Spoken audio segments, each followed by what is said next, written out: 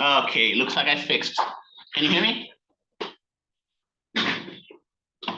Yay! Okay. I don't know what happened. All I know that I was able to fix it.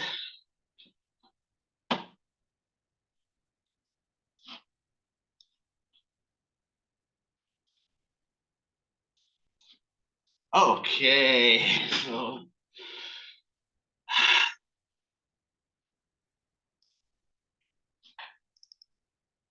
okay, today is October 9, 2023. Let's start recording, right?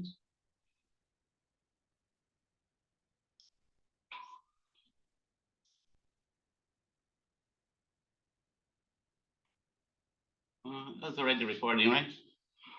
Okay. Okay. Okay, October 9, 2023. Okay. Then we're set here.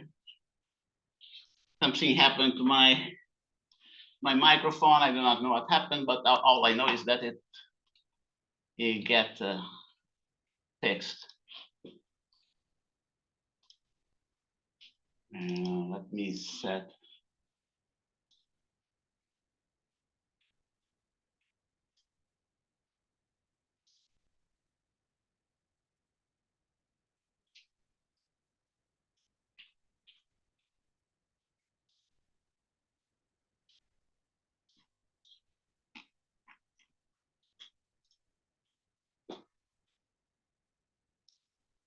Okay, 8:58 right now, and let's take a look at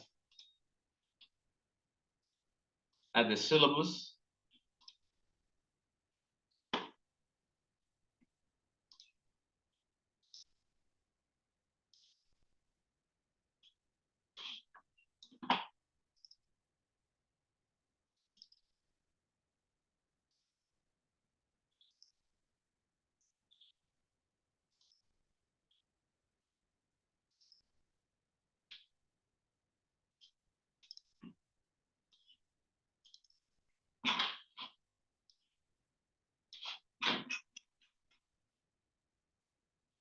Okay, we had our exam last Wednesday. Today we are going to continue with chapters 4 and 5, okay?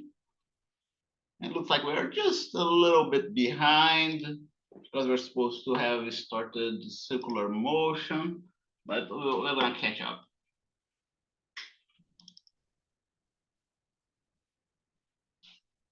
Here we go. Like 2 days behind the original schedule. It doesn't look like read one. It looks like we're just 1 week behind, right? One meeting behind. If you look here at the schedule, see here, to the motion, laws of motion, right? So according, let me see here, chapters 3 and 4, right? So we're supposed to be starting uniform circular motion right now. But I think we can start circular motion before the end of this class. Okay, let's see how it goes. And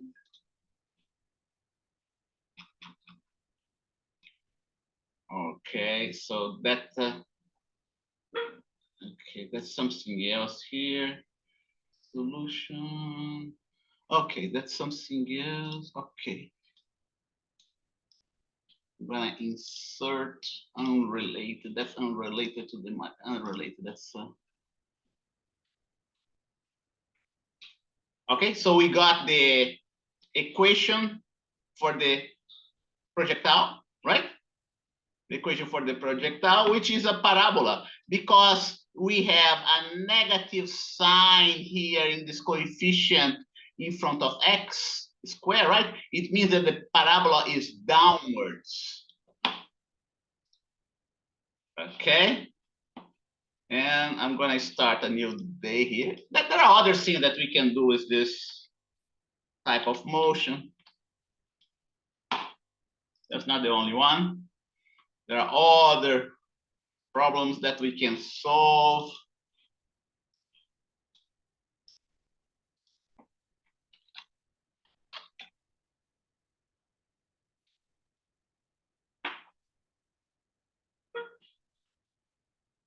project within the projectile motion. There are other problems we can solve within the projectile motion.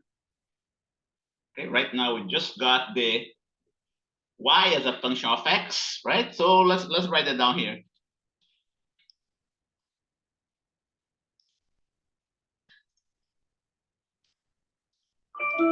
Okay, last class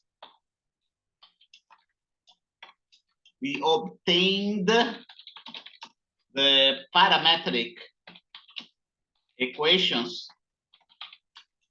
of the projectile motion, which is a combination of uniform, which is a combination of uniform motion along the x-axis and the accelerated motion along the y-axis. Like that. That's the parametric equation. I'm gonna just put, I'm not gonna write the whole thing. I'm just going to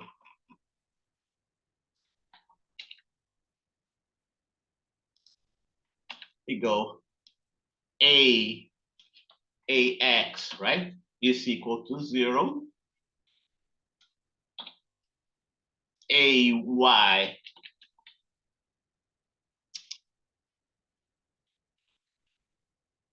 Ay is equal to minus g. Okay. Vx is, since it's uniform motion, the Vx is going to be equal only to the initial velocity along the x-axis, which is going to be V naught cosine of theta. And I'm going to put this term here is a constant, right? Theta is the initial launch angle, initial angle of launch. That's constant. That's the x component of the velocity. There is no variation in t because it's constant velocity. It's constant velocity because it's zero acceleration. And Vy is going to be a function of time. Yes, it's going to be the initial velocity along the y-axis plus, not plus, minus gt, right? And the initial velocity along the y-axis becomes V naught sine of theta, okay, minus gt. And, oops, y here is going to be lowercase y. We have x position at the end. I'm doing the everything, right? I'm the initial, initial position plus V naught x times t minus, oh no, plus V naught x times t, right? It's constant velocity along the x-axis. X naught, if we x naught can be put in at the origin of the x-axis. The V naught x is going to be V naught cosine of theta. And finally, the last equation is the y position along the y-axis. Oops. Okay, minus half of gt squared. Okay, and I'm going to erase. Remember, it's easier to remember this equation, right? Than to remember this equation, right? What did I put there? This thing is not supposed to be here. Yeah, it's not supposed to be here, right? And there is V naught y. Oh, it's not y x naught, it's y naught. Y naught here, which also ends up being equal to 0 if I choose the proper coordinate system. if I put, right, if I put the point of launch at the origin of my axis. Okay, that's what I call the parametric equation. That's what I call the parametric equation, a function of t. Everything is a function of the same parameter. Everything is a function of the same parameter, right? And then we have the equation y as a function of x that I derived the last time, okay, which is this one here. I'm just copying and pasting it.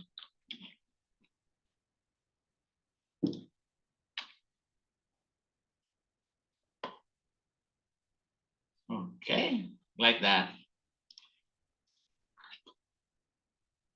Because the quadratic term has a negative coefficient, it means that, okay, because the above equation, right? Above equation is a quadratic equation, first thing, right? Comma. This means that the particle describes a parabolic trajectory. Now, because the term in front of because the coefficient, right? Not the term, the coefficient in front of the quadratic term is negative, right? Comma. This means that the parabola is the concavity of the parabola. The concavity of the parabola is downwards. So that was our first problem, right? That we solved with the projectile motion, okay? The functional dependence of y, and I'm even going to emphasize here you go, functional dependence of y with x. It's not the functional dependence of y with t, it's the functional dependence of y with x.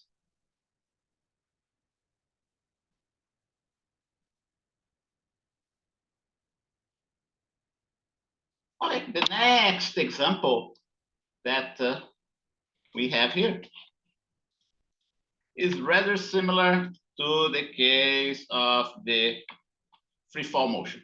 Okay. Another example.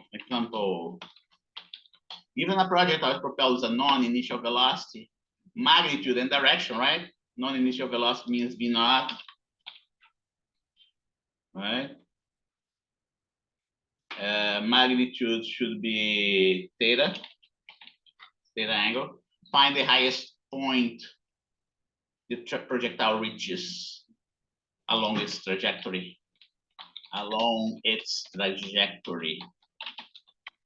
And would be nice to have a PowerPoint here. Let's take a look at this one.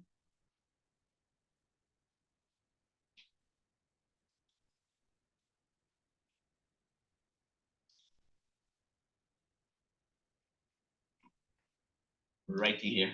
Okay. Projectile. That's the angle theta, and I'm going to reorient that upwards because that's how we usually do, right?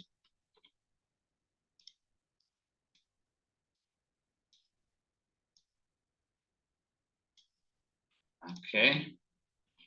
Y as a function of m is right here. And by the way, the theta goes all the way down here to the vector, right? We had an incorrect. Yeah, we had an incorrect one, but that's what you're supposed to, theta is supposed to look like. So we want to know the highest point in the trajectory of the projectile. And I'm going to simplify this drawing. I'm just going to keep the initial velocity vector. Okay.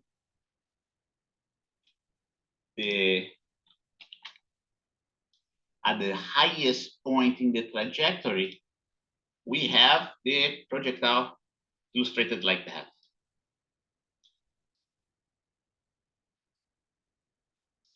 Okay, I'm gonna move this here. I'm not gonna simplify everything. So in order to find out the highest point in the trajectory, you have to know the respective condition. Okay, in order to know the, let's see, given projectile problem, theta, find the the height, right? The height of the highest point of the projectile along its trajectory.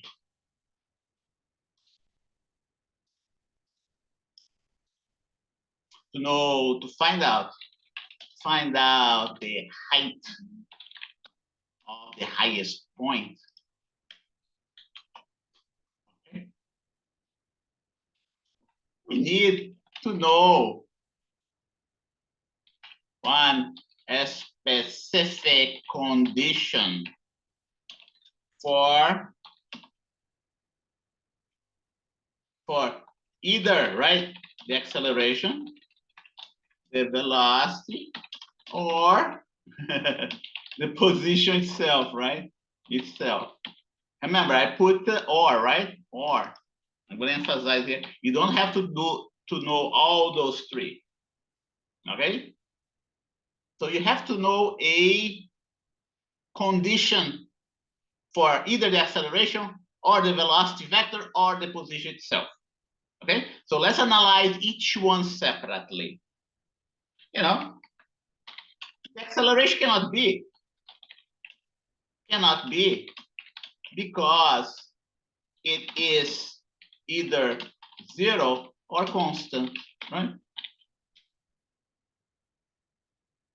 Either zero or constant.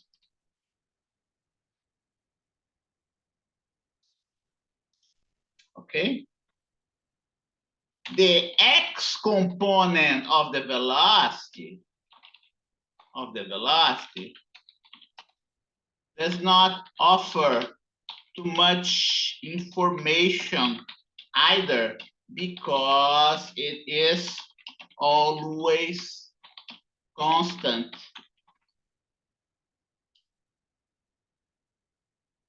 Then we have the y component of the velocity. Okay, that's going to be the term that is going to give us the key to solve this example. Okay, at the highest point in the trajectory, along the trajectory,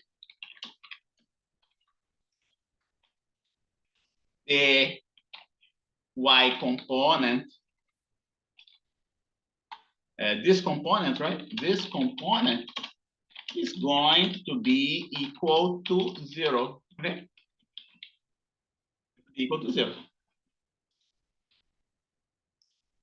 Right in here. Don't see that as the notice what happened to this vector velocity, right? At this point in time, we have a y component of the velocity.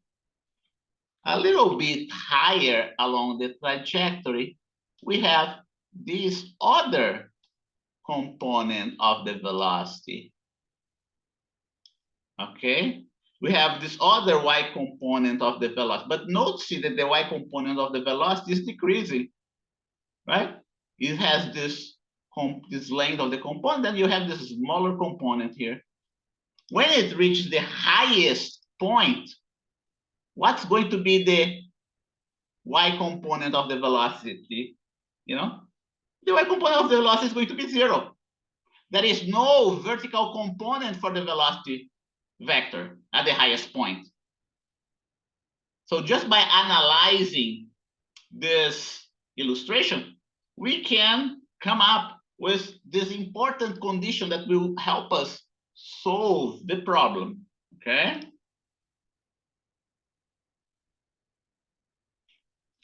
Okay, see illustration. Under this condition, here you go, we can find the instant of time that the projectile reaches the top of the trajectory, reaches of the trajectory, okay, under this condition. So let's go back here. Here you go, Vy, right? Put it right in here. The condition is going to be, well, again, what is going to be 0. For Vy equal to 0, we can find out how long it takes for the particle to reach that point. Okay, so we can go ahead now and solve this equation, right? In order to solve, we have to pass to the other side. And I'm going even to do the following. I'm going to even put a subscript here. So top, okay? Instant of time for the particle to reach the top. Instant of time for the particle to reach the top.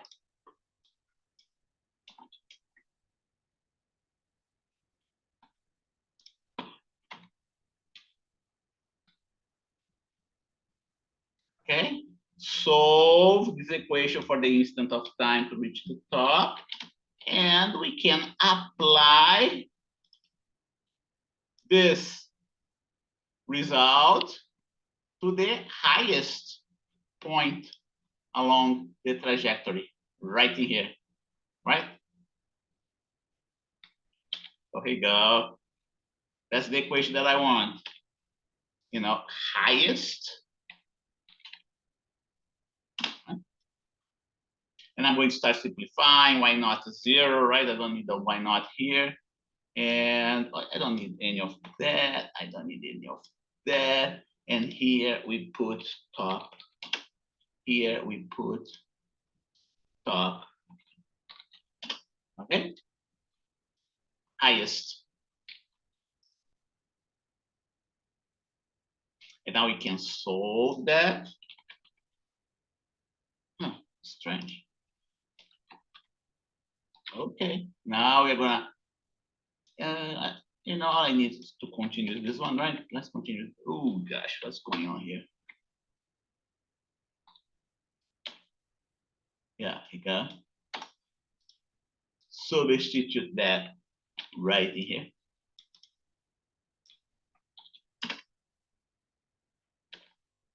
Okay, substitute that right in here.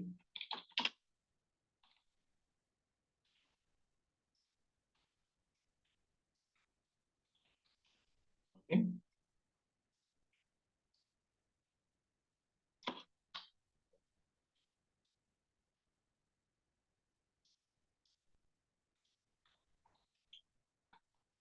Okay, it is that. And now, you know, the problem is done. The only thing that you have to do now is to, let's see if I did everything right. The only thing you gotta do here. Yeah. Yeah, okay, so it's to do math, right? That's all you gotta do. Here's gonna be sine of square, v naught square sine of square.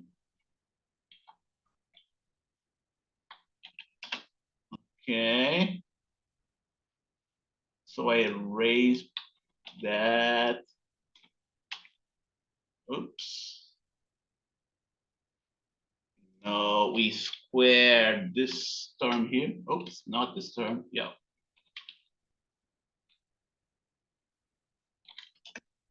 Square this term.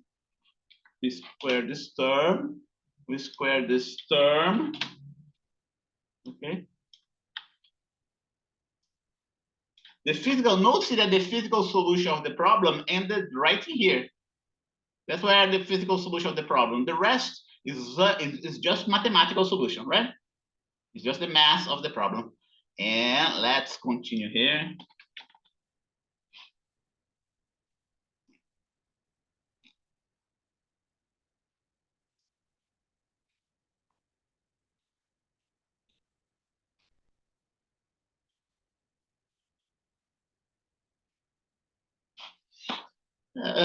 This G cancel out with this other G, which is going to result in two terms that are alike. But one is going to be half of the other. See that? This term here is exactly the same as this term. It just happened that it's half of the other. And we have the maximum height as being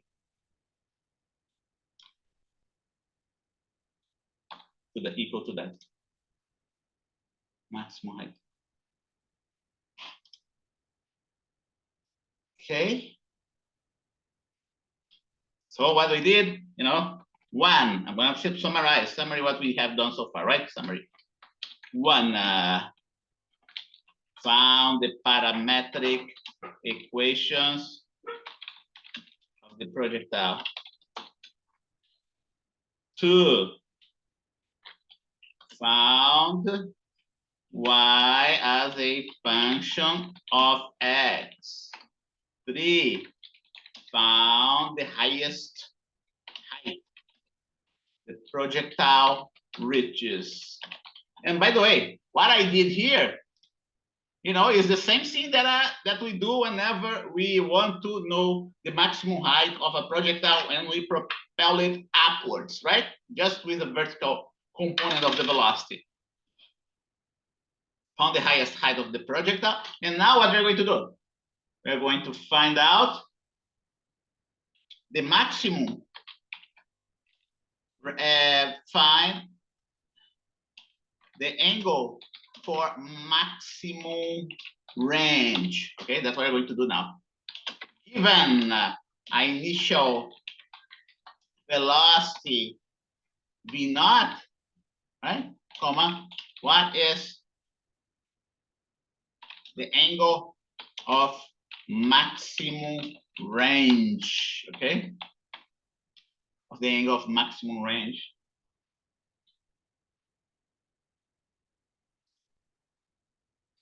So now that's the next example. Here you go.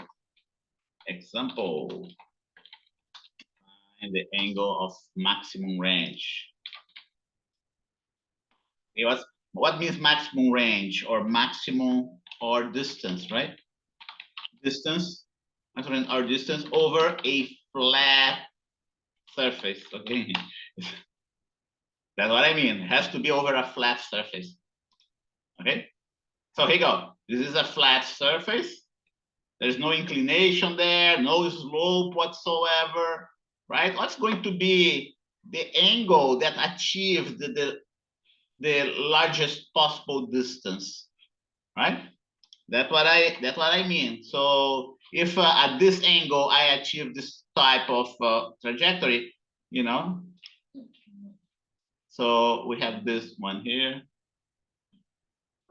Let's see. I'm gonna do like that. Okay, I'm gonna do like that. Now I have a different angle, right? Now I have a different angle. Let's say at this angle, the range is gonna be shorter, right? This range and this other angle, this other range. So what's gonna be this angle for maximum range? That's what I'm asking. And let's say I'm gonna change again a little bit the angle. I'm gonna come up with an inclination like that, right? And then you're gonna have a different range for the projectile. Which angle would that be? Okay, which angle would that be? Okay, I'm gonna put it under different order. Here you go. This one here, right?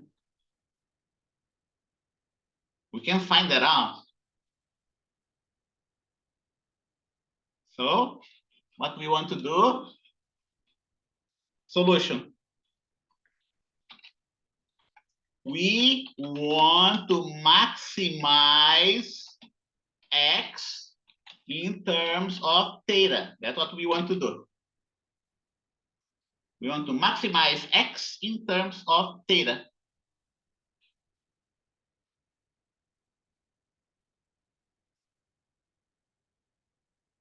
So what we can do, for instance, also note see that y is going to be equal to 0, whether you know, for t equal to 0 and for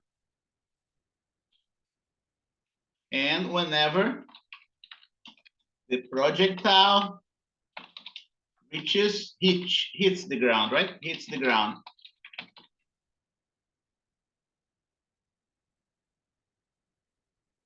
Okay.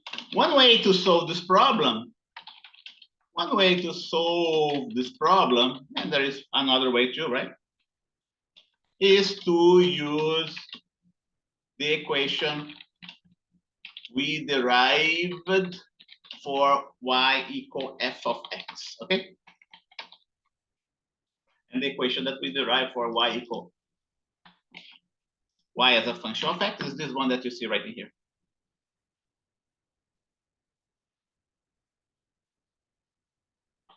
Whenever x y equal to 0, comma, you are going to have two solutions for x, right? One of them is x equal to 0, and the other one is for maximum x. Make sense?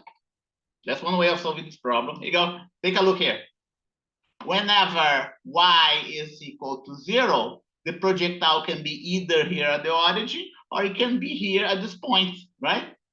And that's exactly what our equation says. Okay, it's exactly what this equation says. Take a look here.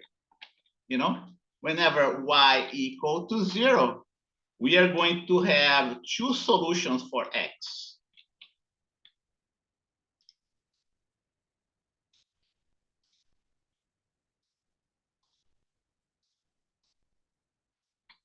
One solution for x, and this, don't forget, this thing is an equation, right? One solution for x is going to be 0. Right?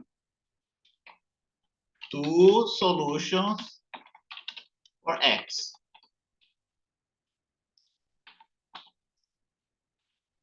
X equal to 0 and x equal to that.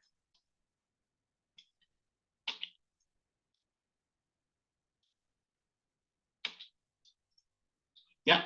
Oh, what did I do? Did I do it right? Yeah, I did it right. Good. And x equal to, I didn't finish yet, right? I'm gonna put here x1, first solution of x, second solution of x. I didn't finish that yet. Well, x1, we don't want the x1.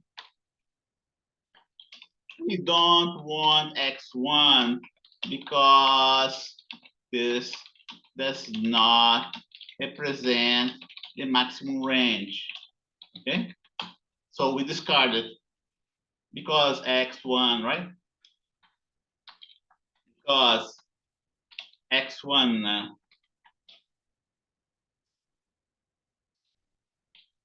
does not represent the maximum range, comma, we don't want the solution. So The solution we want must be the second one. Solution we want must be the second one.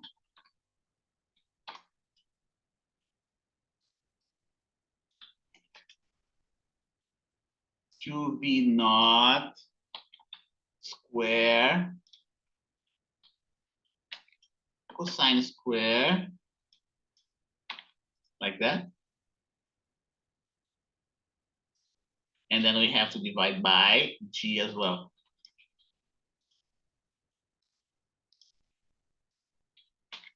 Ooh, divide by g as well.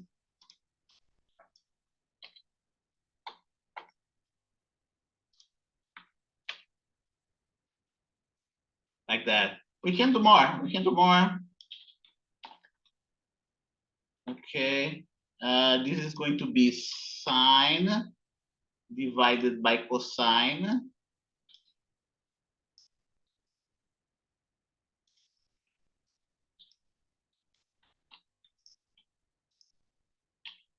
Right?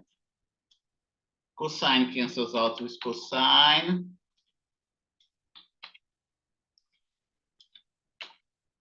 And then we end up with a relation that you should be familiar with. If you move the 2 here in front, right? This relation here is going to be, no, look at your trigonometry class, right? It's going to be sine of 2 theta.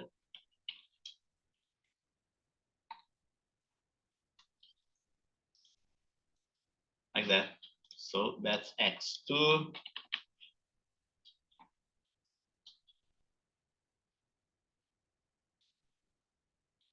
D naught square over g. This is the maximum value of x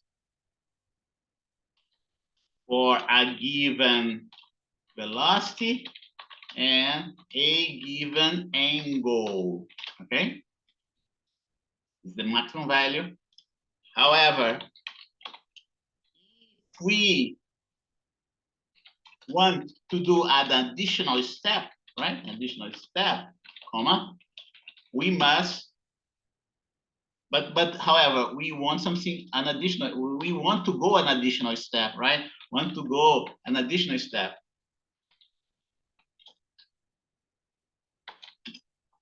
We want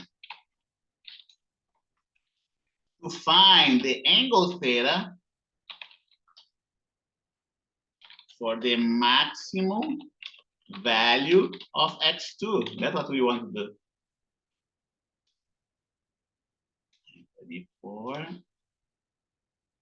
Let's see, x1. That's what we want. Okay. So what we have to do, we have to find out, this guy doesn't change. We want to change theta, right? Adjust theta in such a way that x2 is maximum. In other words, right?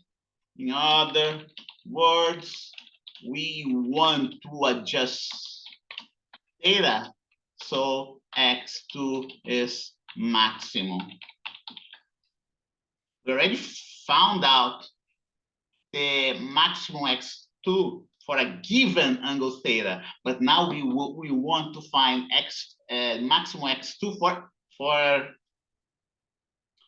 now we want to find out what would be the largest x2 for theta. Okay, so in order to maximize x2 in terms of theta, right? We must have sine of 2 theta equal to what? Sine of 2 theta can be anywhere between 0 and 1, right? We must have sine of 2 theta equal to 1. That's how the sine behaves. That's how the sine function behaves.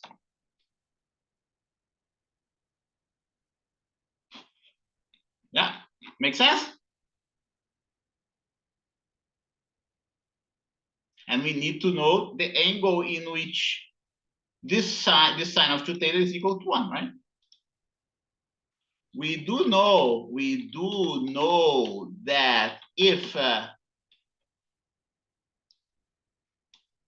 2 theta is equal to 90 degrees.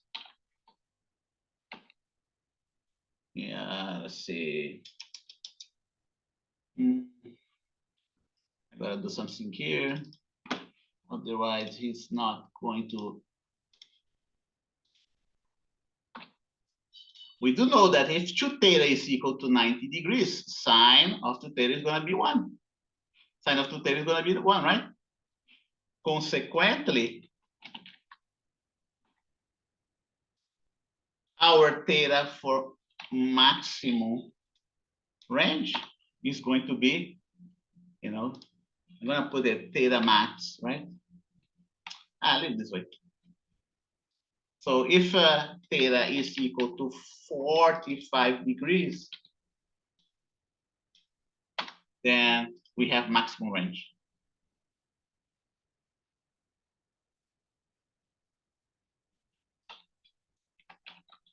Maximum range for the same initial velocity is achieved whenever launch angle is 45 degrees. Okay. Substituting that here. There you go. That should be maximum possible range for a given angle. We usually represent that by the letter R. R for range.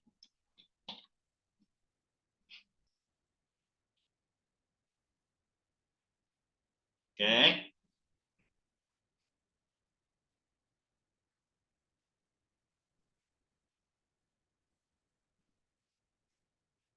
Think a little bit about that. Okay, and let's see where we are in the book. Let's take a look here for Wiley plus.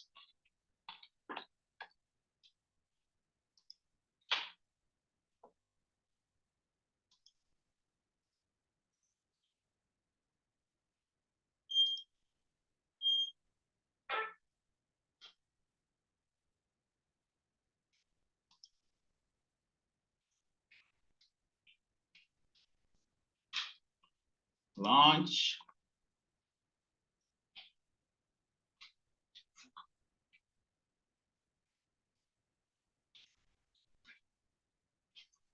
Projectile motion. Let's see here. Kinematics in 2-dimensional. That's what we're doing here. Kinematics in 2-dimension. Displacement vector, velocity vector, acceleration vector. Equation of kinematics in 2-dimension. I don't see. Yeah, well, uniform circular motion is going to be later on in chapter 5, right? So let's see, equations of kinematics in 2-dimension, projectile motion. Uniform circular motion is part of 2-dimensional motion. Okay? So we are done, almost done with chapter 3, and now we're going to look at the relative velocity. And let's take a look here again. Yeah, okay. So let's see if we can cover chapter 4 as well, right?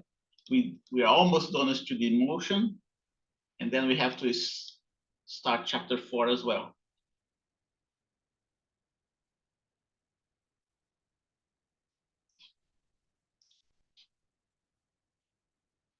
Displacement velocity, go.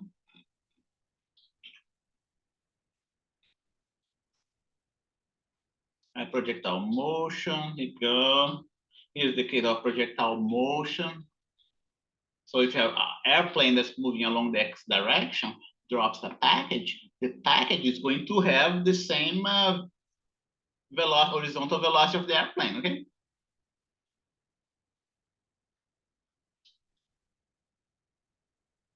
And here the same thing applies to a car as well.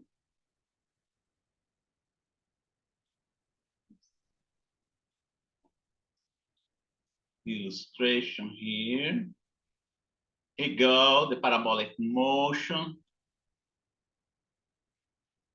Here, two different situations.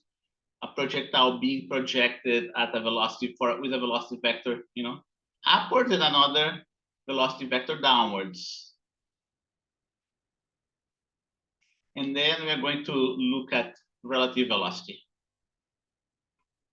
And I have to add, and let's see, I already added some problems on relative velocity. And let's take a look here. Let's see this one here. Yeah, homework 2D motion. Homework 4, chapter 3.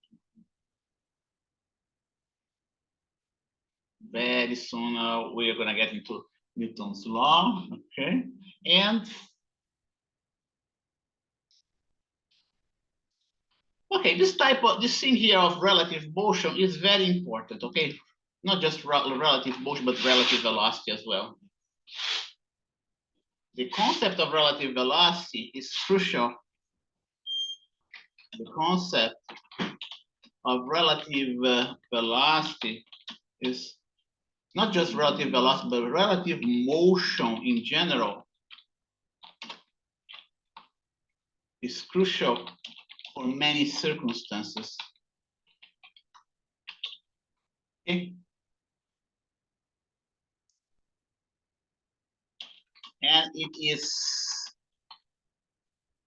extended, and it's covered not just in mechanics,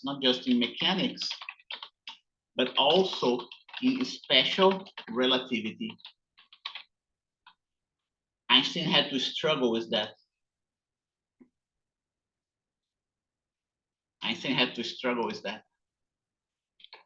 And then whenever we cover physics 7, we are going to revisit that. Okay. So let me see if I'm gonna get a drawing here. Oh, here you go, relative motion. Let's see if it's this one here. No, oh yeah, that's the one. That's the one I want. Okay. Okay, what does it mean by relative motion? Okay, what does it mean by relative motion? Okay. Relative motion, well, I'm gonna answer you. Relative motion is motion measured with respect to different referentials.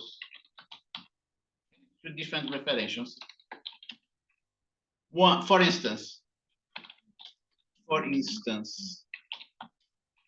moving and the other one at rest. Okay.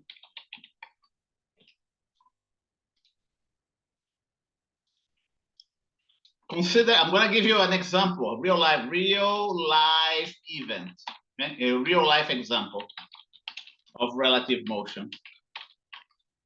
Okay? You're driving the freeway at 50 miles per hour.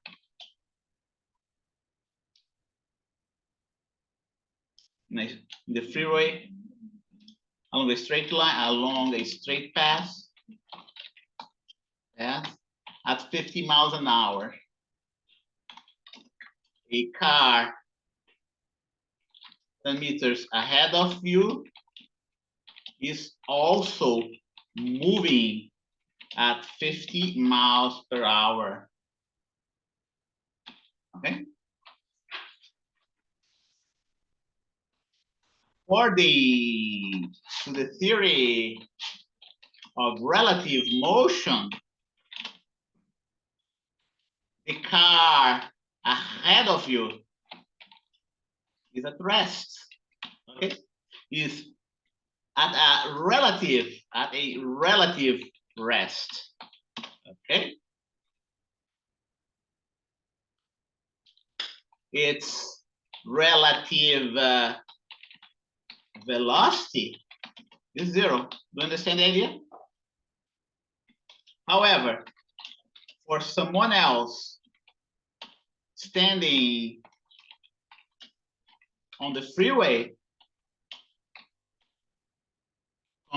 you are both moving at 50 miles per hour. That's the simplest idea of relative motion that I can give you. This is the case of the one-dimensional relative motion, but it can get complicated. It can get complicated, okay? Real-life examples of relative motion. Another example, again, 1D example, okay?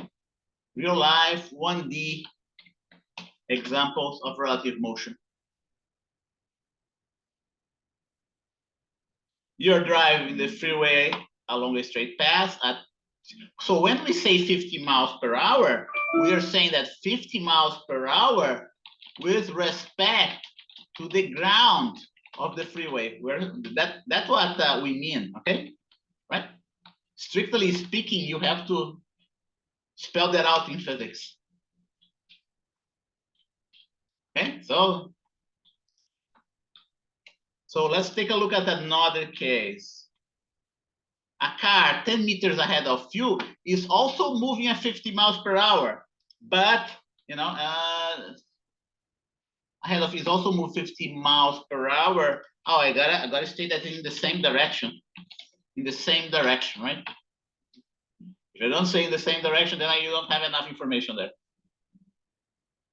But now, a car 10 meters ahead is also moving at 50 miles per hour, but towards you, but not in the same direction, but towards you, right? According to the theory of relative motion, the car ahead of you is moving at minus 100 miles per hour. The relative speed is 100 miles an hour. Okay, i.e. its relative speed is 100 miles per hour.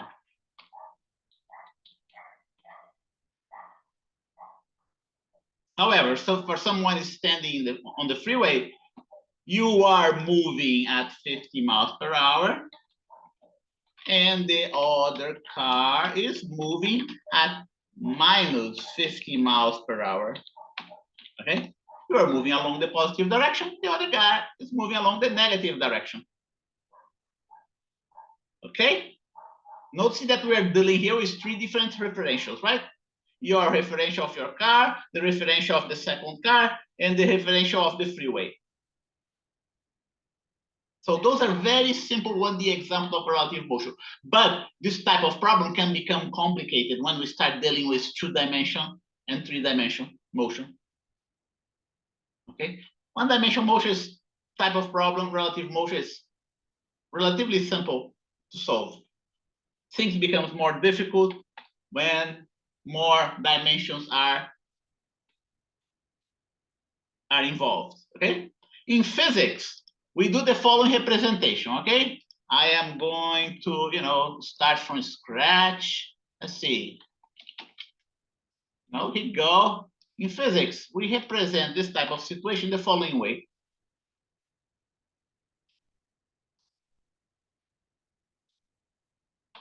Oh, here you go. Here is your, let's say, referential A. Okay, here's referential A.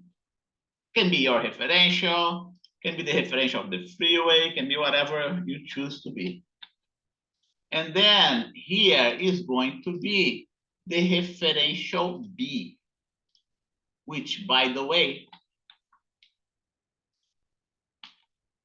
can be either at rest with respect to you or can be moving. In general, we make this referential be moving with respect to A. Can be either away from you or towards you, okay? And look at the notation that I'm using here. Very important. Once you understand this notation, what it means, you will be able to understand the problem, okay? V of B with respect to A. Okay, so here we go. Yeah, I want to do it the following way. I want to make things simpler, right? So whenever we play the movie, right? I like to play the movie with you. Referential A, and referential B. Referentials A and B. And referential B is moving away from A. Velocity of B with respect to A. Okay? So I'm going to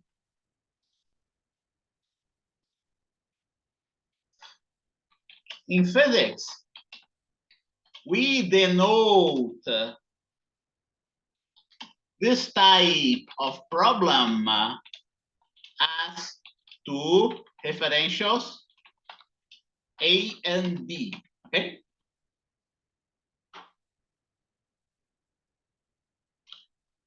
A with respect to you. A is at rest with respect to you, right?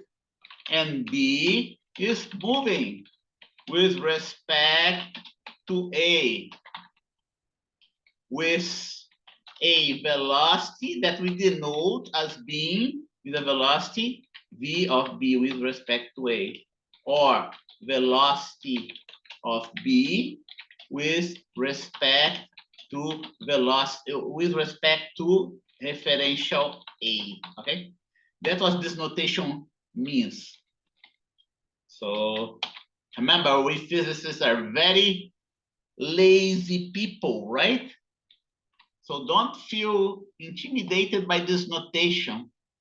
We physicists are so lazy, physicists, mathematicians, even engineers, that we create symbols in such a way to shorten up the notation, to cut down the work, the amount of work that we do, okay? So this symbol that you see here, V sub BA, means velocity of B with respect to referential A. The velocity of referential B, right? Let's write it down even more.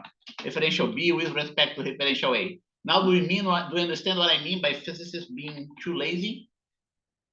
We invent notation to cut down the amount of work. But that's for a good reason. It's not for a bad reason. That's for a very good reason. And I want you to remember this notation, okay?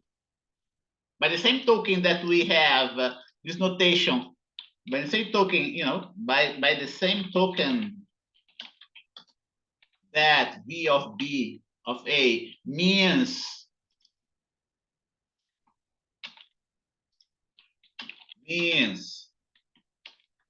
okay, velocity of referential B with respect to A, comma, you know, V of AB,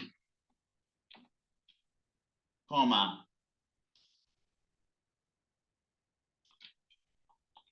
V of AB means velocity of referential A with respect to referential B, right? You get the idea? I'm just switching the indices here. This notation is very useful, folks. Don't underestimate that, because it's going to give us some clear path towards solving problems that are more difficult, problems of two-dimensional problems, for instance, that are more difficult. 9:56. So let's go for our break, okay? And what I want to do, I want to get my roster. Any questions about that? And we will continue on this idea of relative motion. Oh, where's my roster? Okay, my roster is here. I got it.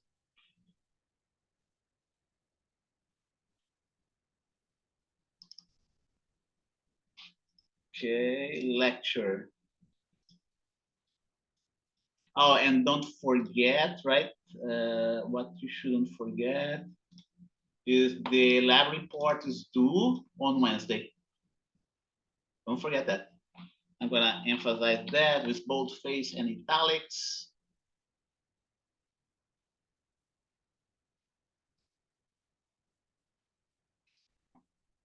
And yeah, we are a little bit behind. You're right, Ridwan. We're supposed to finish chapter 4 last week, right? So yeah, but we'll pick up. We catch up because I usually use some of the labs to lecture, so we can get ahead. And we are writing here on chapter 3. At the end of chapter 3, we are going to start chapter 4. And let's say we use like 1 hour of the lab to do chapter 5. Okay. Now let's take a look here at our lecture. Today is the 9th, October 9. Sky, are you there? I'm here. Thank you. Sky is here. Tessa, are you there? I'm here. Thank you. Destiny? Oh, sorry. Yeah. I had a question as well, really quick. Yeah. Go I ahead. couldn't find the lectures posted from last week on Canvas. So Really? is it just not posted yet, or? Let me check. I remember posting it. Let's see. L8HC Canvas. When did you try to access the lecture? When did you check that, Tessa? Yesterday. I tried to check Yesterday? it. I remember posting it. Let's see. Maybe I forgot it. Let's see. Lecture. Oh, don't forget, I have the notes of last year too, right? So if for some reason you don't see the material that we covered, you might want to refer to last year's notes. So let's take a look at this one here.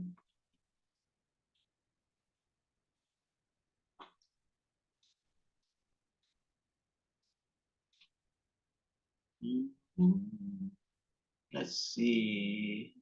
Why do I have that here? P06. Okay.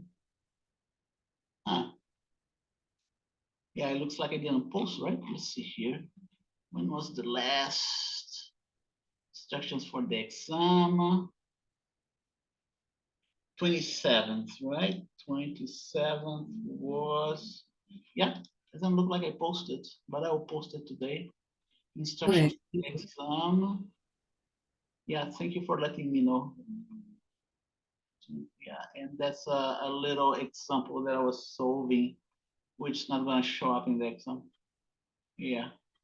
Yeah, I have only vectors here. Yeah, that's right. I didn't post it. Thank you. Thank you for letting me know. Okay. Thank you. And it doesn't look like I posted the links either, right? No, I couldn't find the video to it. Yeah, I At didn't least post just from last either. week.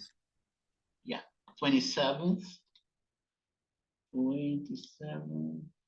Yeah, Wednesday. Yeah, so there are two days. Well, the exam, right? We had an exam on Wednesday, so there's no need to post the the the video for the exam, right? But there is this, 2nd of October I didn't post, but I'll look into that after the end of the class. I'll post that for you, all. Okay. Right? So much. Thank you for reminding me, by the way. And Destiny, are you there? Yes, I'm here. Okay, thank you. Gael Garcia.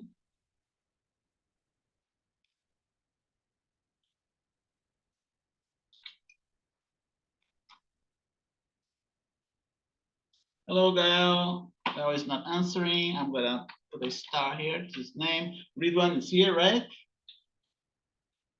Thank you. Ashley. Doesn't look like Ashley is here.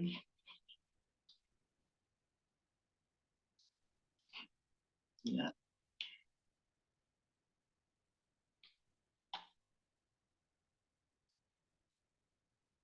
Okay, Norberto Lopez. Thank you, Norberto. Anabel Madrigal. I'm here. Thank you, Anabel. Vanessa. Here. Thank you. Nazmoon is no longer with us, right? And Catherine. Thank you. Camden. Hello, Camden. And the not quiet today. Yeah? I'll put a star here under his name. Victoria Preciado. I don't see Victoria here. Alexis Richardson. Hello, Alexis. Okay. Okay, one more. I'm here. Sorry. Oh, you're there? Okay, thank you. Next, Donovan Marco Sanchez. Okay, so let's hear. Gael, are you there, Gael? I'm gonna give you Gael another opportunity here. And then Catherine Pacheco. Another opportunity for Catherine. Okay, Catherine. Oh, yeah, she's here. Thank you, Catherine. Oh, yeah, no, it's not Catherine. Sorry, it's Camden, right? Camden Park. Okay, so let's see how many students. And yeah, 11. Okay, good. So let's go for our break. It's 10:05 right now. Break 10:05 to 10:20.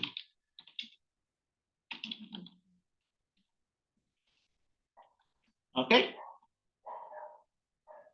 So if you don't have any questions, you can go into our break, and I see you in 15 minutes. Thank you. Stop sharing.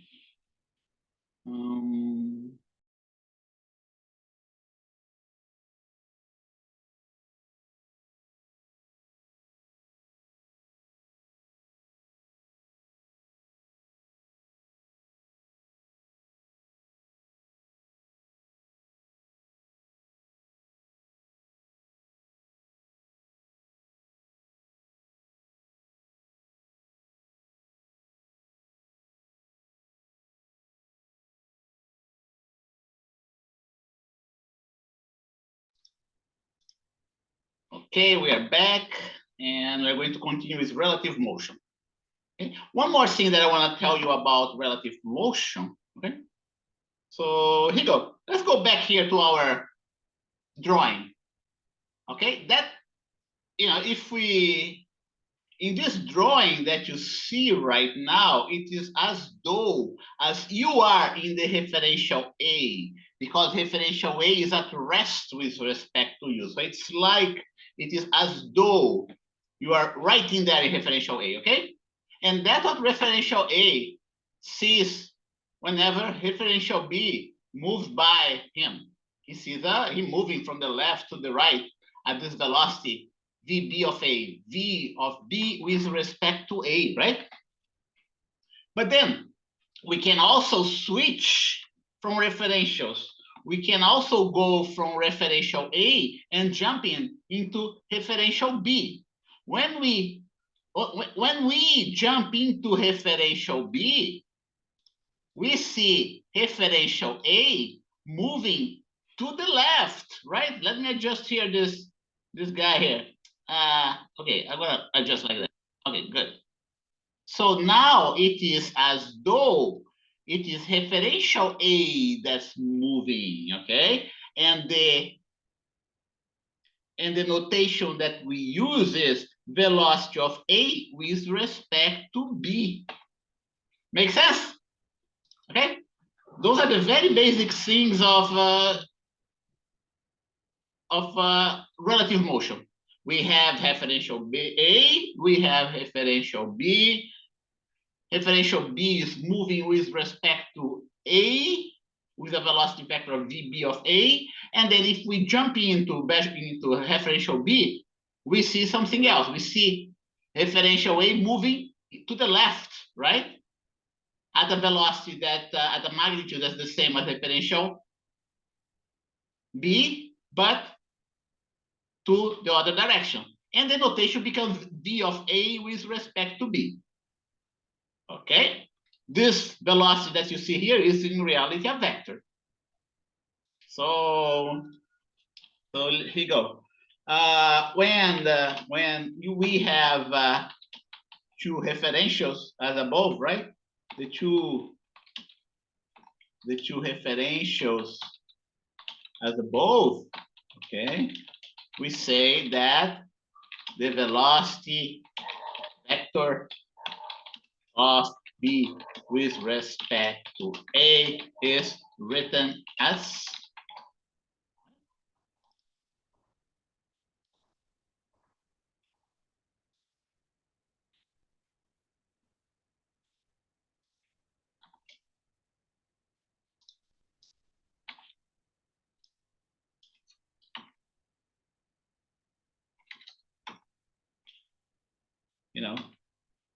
like that, BC, right? Referential of B with respect to A is written this way. Similarly, right? Similarly,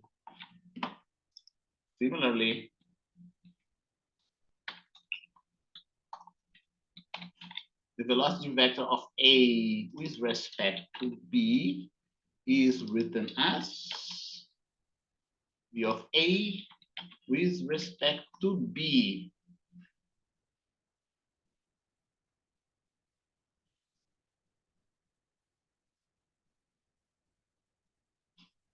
Those two velocity vectors are related to each other, and these two velocity vectors are related to each other in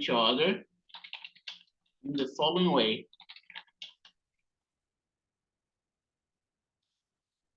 Here you go. They have the same magnitude, but opposite directions. Okay? If they have opposite directions, they should be, we must have a negative sign in there, right? But don't forget, make no mistake, the magnitude of those vectors are exactly the same. Here you go. The magnitude of those vectors are exactly the same.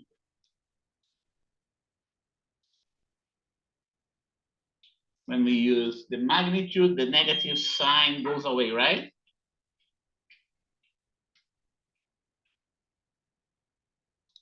So what else we have to know? Whatever. There's one more thing that you gotta know. Okay. So I'm gonna continue with this one. Let's go back to referential A, right? Going back to referential A, playing the movie. Referential A, referential B moving with respect to referential A moving with respect to referential B. The magnitude of those velocity vectors are the same. Going back to referential A. And now we want to study what happens to a point P, right? As measured with respect to those two velocities, those two referentials. Suppose that we have an airplane, you are in your car in the freeway. Now, let's see, suppose that you are in the freeway, not in your car, but at rest with respect to the freeway, right? You have a car passing by you, moving in the freeway, and then you have an airplane flying above you. This airplane flying above you is going to be your point P here in this drawing, right? Okay. So there's a nice relationship here that you can see in terms of vector position. Okay, here you go.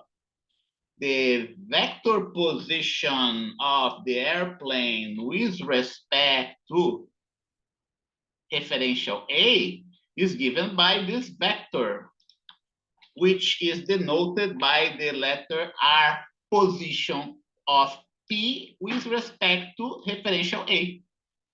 Okay? And there is a very nice vectorial relationship that you're going to see between, and in addition to the vector position of point P with respect to A, we can also come up with the vector position of P with respect to referential B. Do you see that? There you go. Let's get this guy here. There. And there is a relationship between those two vectors and a third vector. A third vector, which is the position of B with respect to A. See that? Those are all vectors. Don't forget. Look what we have here. Head to tail to tail, right? This vector plus this vector is equal to this vector. And now you're going to see, you're going to appreciate how good this notation that you have here is, how good this notation, this notation that you see right here is, okay? So let's write the position of point P with respect to A in terms of these other vectors, okay? So here you go. Consider, right?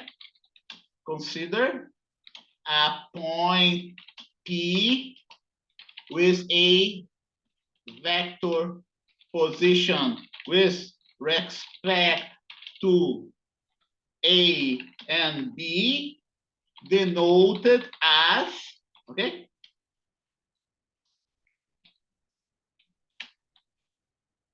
Position of P with respect to A,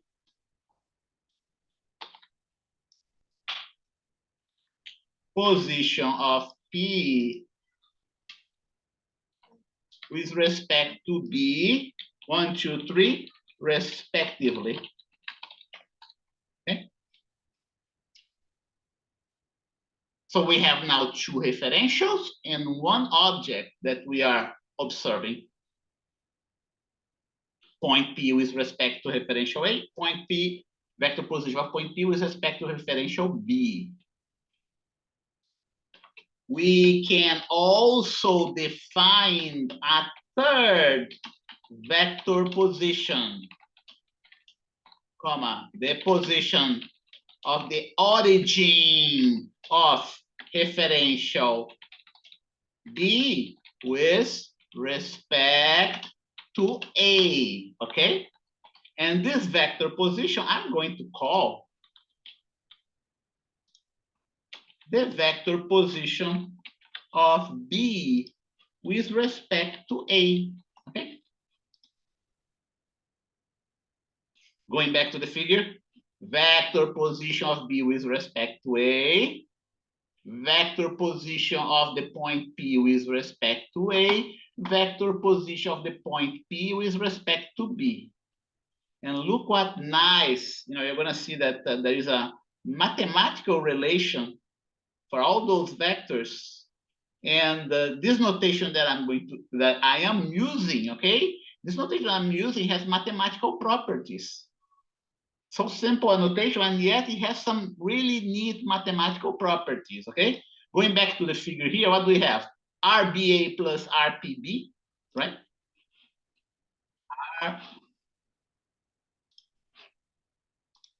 RBA, right?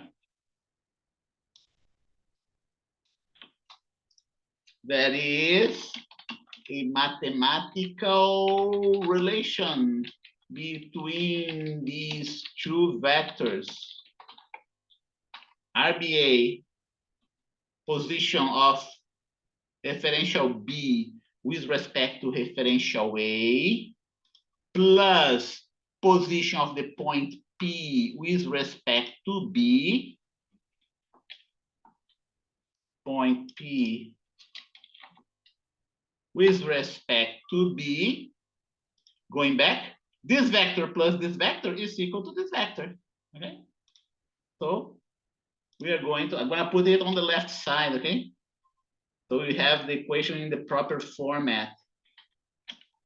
Oops. Position of P with respect to A. The formula is not quite in our format yet. There's a little bit that we have to do. Everybody agree with that? Going back to the drawing. RPA is RBA plus RPB. But the formula is not quite in our format that I want. I want to put this formula in a different format. All I want to do is to commute this vector with this one. Okay? When I commute one vector with the other, what happened here?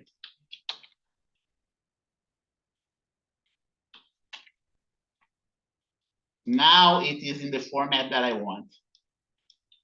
A format that, by the way, has some interesting mathematical properties. I want you to concentrate right in here, okay? Here you go. Point P, do you see point P here? I'm gonna both face it. This point P also appears as the first element, right, of this vector. And this point A, I'm gonna put here in this letter A, appears in the second vector, but also in the same position, okay? And then whatever it is in between is repeated. So if you have to memorize this formula, it's not difficult to memorize, okay?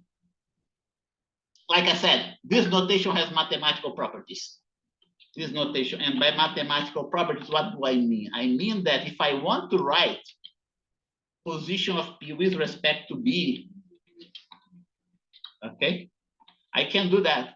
I can put B and replace B for A, right? A, B. It's also a valid notation, okay? It's also a valid notation. What I have right here is also a valid notation. Same property, right? Bold-faced,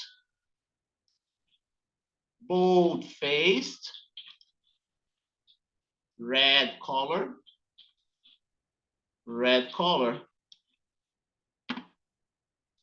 okay? And I can prove that starting from here. I can prove that. It's possible to do that. Okay? And I, all sorts of ways that I can do that. Okay?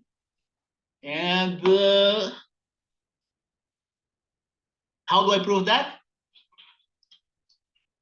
Okay, I prove that very, very easily. Remember, here I'm gonna give a little bit more of space, okay?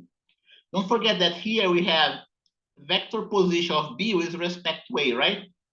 Instead, I have vector position of A with respect to B. So if I want to prove this formula by using this one, all I have to do is to invert, is to invert the order here and change the sign. Okay.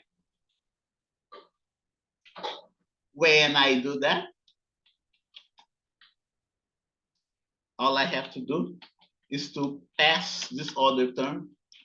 Do you understand what I meant when I said that this notation with subscripts have a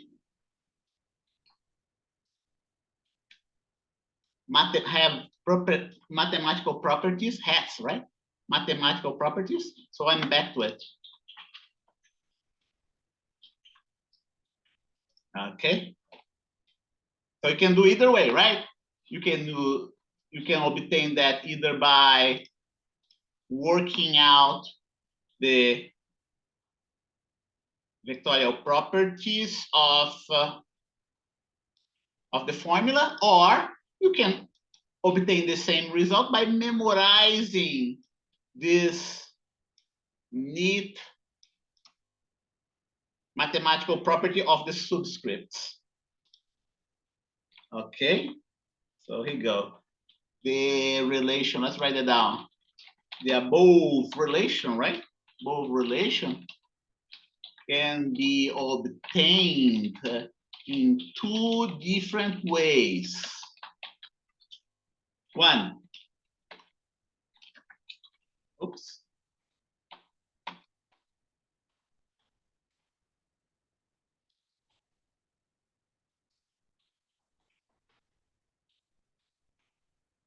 One,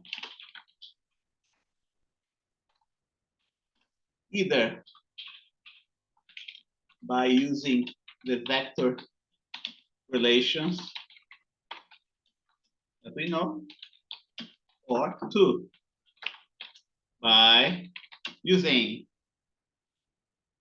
the mathematical properties of the subscript notation. Okay. And that's when we get to, here we are talking about just relative position, right? This is what you see above, here you go, I'm gonna write it down. These are relations for the relative position, don't forget. And the above relations, right? Can be obtained two different ways. In addition to the relative position, we have similar formulas for the relative velocity. Okay. It also works for the relative velocity. What you see right here also works for the relative velocity. Let's see, let me get that and this one. So Vp of A, velocity of P with respect to A, is equal to vector velocity of P with respect to B plus vector velocity of B with respect to A. And then we have the same thing, right? Like that. And that's the whole idea of relative position and relative velocity and relative motion in general. If you want to extend that to acceleration, yeah, it works too for acceleration. That works for acceleration as well. The acceleration of point P with respect to differential A, right, is equal to acceleration of point P with respect to differential B. And so on.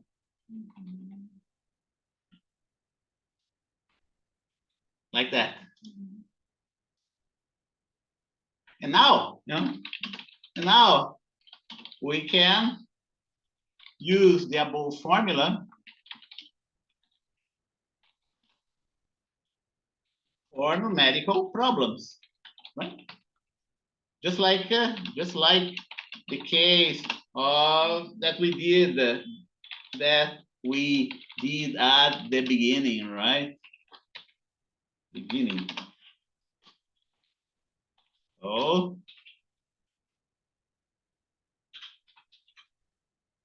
So you are moving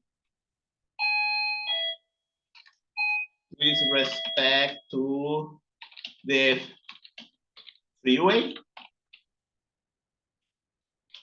at a velocity, right?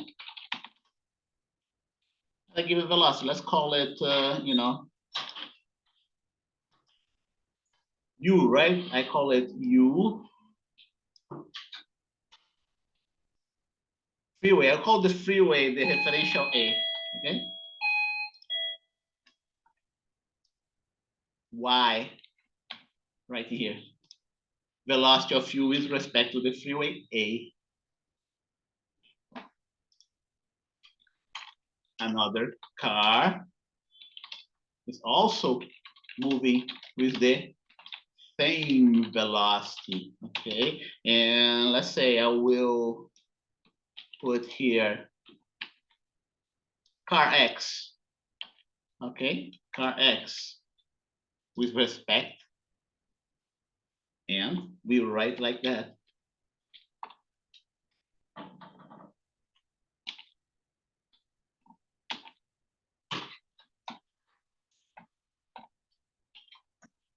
Like that.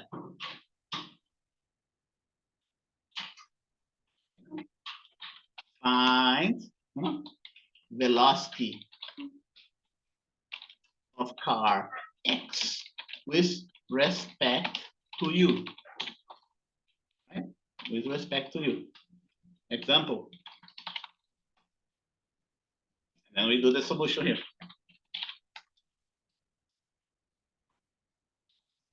Okay. You know that. You know that. What do you want to know? Velocity of car X with respect to U. The notation, right? The mathematical notation is going to be this one here. I don't need the different colors here, right? I can change it. Good.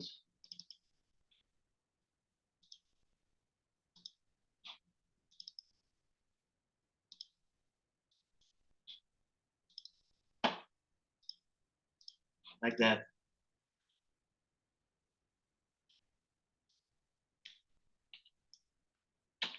Okay. So all we have to do, right, is use that notation that you already been introduced to. Back of X with respect to A plus vector velocity of A with respect to Y, right?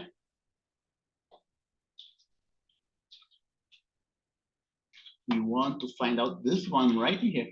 I'm gonna boldface it. Velocity of car X with respect to U. Velocity of car X with respect to A that we already have.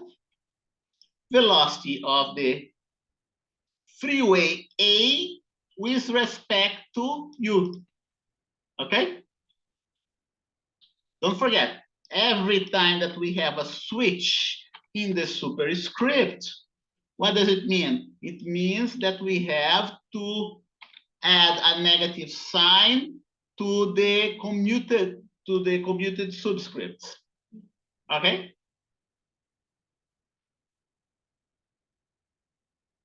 That's what I mean by mathematical properties. You commute the subscript, you place a negative in front of the vector. So now, here you go. We have that. Let's see here. Let's see. Y of A. But let's not forget that those two cars are moving the same way, right? So here you go. We still didn't finish. We're going to use this relation here. YA, XA. And we end up with 0. Just like we had explained before. Okay.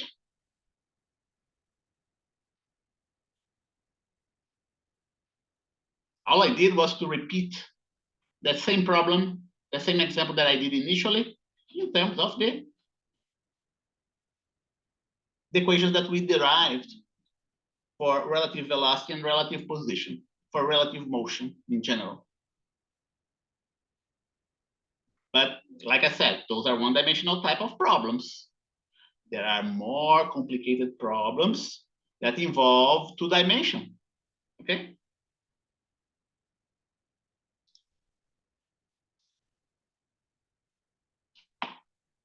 And let's take a look at your book here, if they have any examples. Let's see if he used my notation. Oh yeah, it looks like, yes, he used the same notation that I used, right? VPG, P here and G there, T and T. Same notation that I used. And he has here the example of someone standing by on the ground and a train moving by. And a passenger moving with respect to the train itself, the differential of the train itself. The velocity vectors are added in this case. All right. And here, what you see right here is a two-dimensional example, which by the way is not obvious, okay? The two-dimensional is a two-dimensional example of a boat and velocity of the boat with respect to the water, velocity of the water relative to the shore, with respect to the shore, right? Relative to or with respect to velocity of the boat with respect to the shore.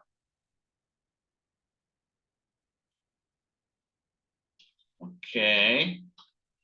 And I want you to take a look at that on your own, okay? So you can understand better. Remember, it's a two-dimensional. Here you go. Velocity of the water with respect to the shore. You know, you have a current, water current going from the left to the right.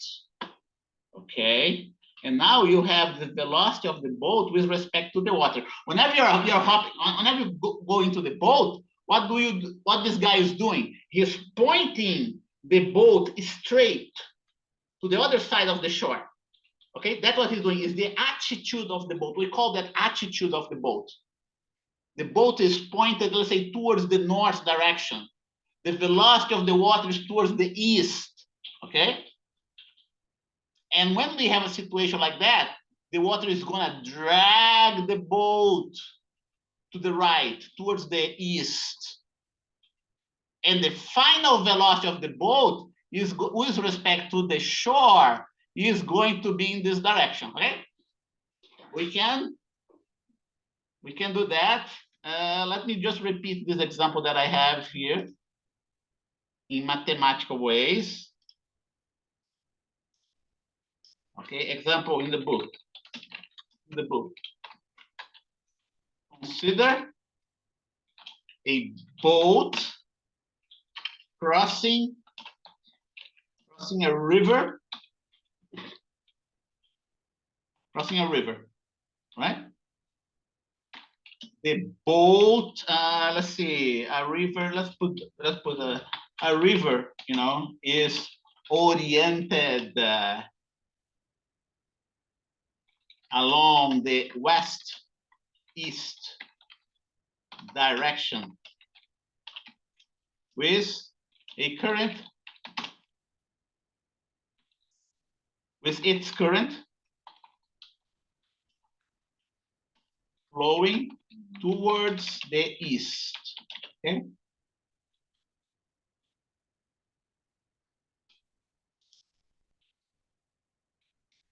A boat is trying to cross the river, pointing its nose, right? Exactly towards the north.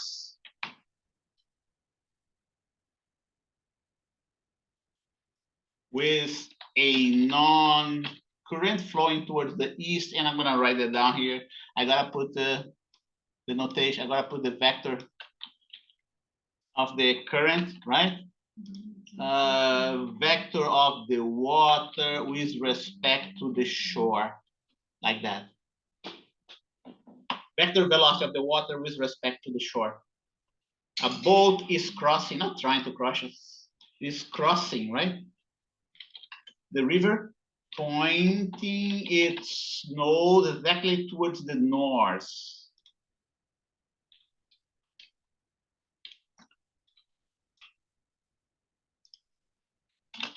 Okay. What does it mean? It means that the velocity of the boat, you know, is gonna be, that would be the relative velocity of the boat with respect to the water.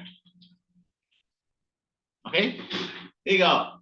Let me stop sharing momentarily. Okay, here's the boat pointing its nose towards the north. Here's the river dragging the boat sideways towards the east. Okay, if you are inside the boat, what you are observing is your relative velocity with respect to the water. You're always pointing towards the north. Okay, that's what you see. Even though you're being dragged towards the east, your boat keep on pointing its velocity towards the north, and that's your velocity relative to the water, like that. Okay, so let's go back to our sharing here. Towards the east, towards the north. Find, okay? Find the velocity vector of the boat with respect to the shore. Okay?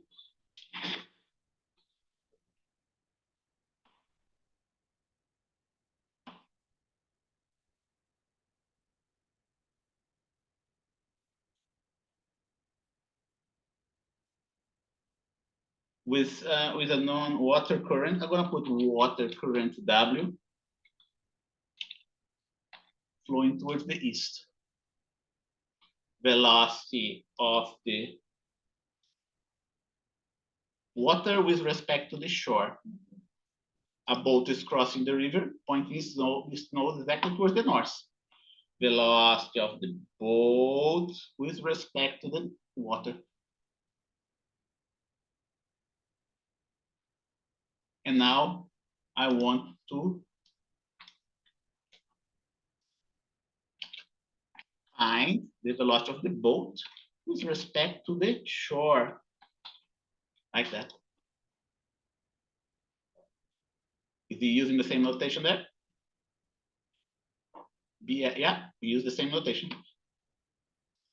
All we have to do is to use that subscript relation, right? That's the mathematical properties of the subscript notation that we are using. Note, see that the water here is the second subscript, and in this vector velocity, the water is the first subscript. So what we have to do? We have to write our notation like that, right? WW be here as here. And then we can relate that to whatever we want to calculate. Like that.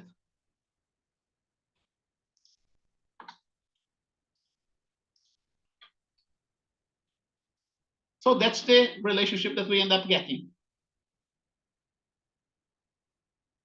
The boat's going to be dragged along the, and the solution is already there, right, in the book. Let's put here in my PowerPoint, right? And here you go.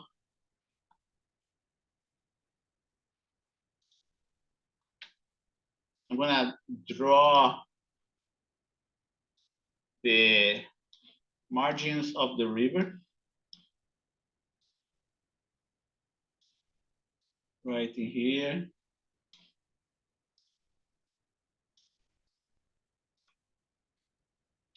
Okay, and I'm gonna. That's gonna be the north direction. That's gonna be the east direction. Okay. But instead of x prime, right? I'm gonna put east. Put right here. North.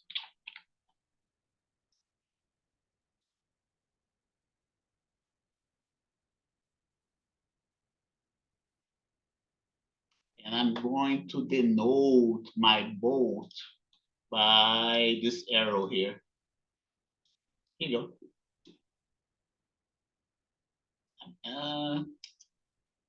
I'm going to start erasing some of those vectors so you don't have too much stuff here, right? Even better, my boat is going to be represented by this point here. Okay? Instead of point P, I'll call it point B, B for boat.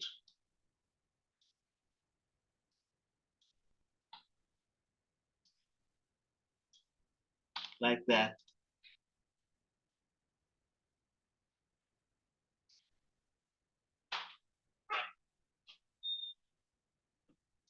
Okay, let's get my velocity vector. Here you go. This velocity vector here is the velocity vector of the water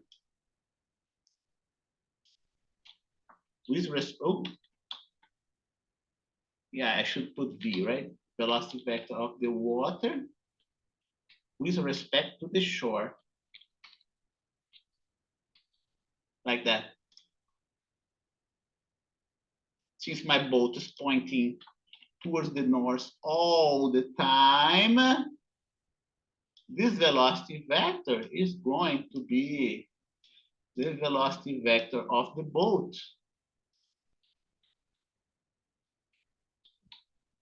With respect to the water. Oh gosh, I erased the other one. Here you go. The water with respect to the shore. Like that. B for boat.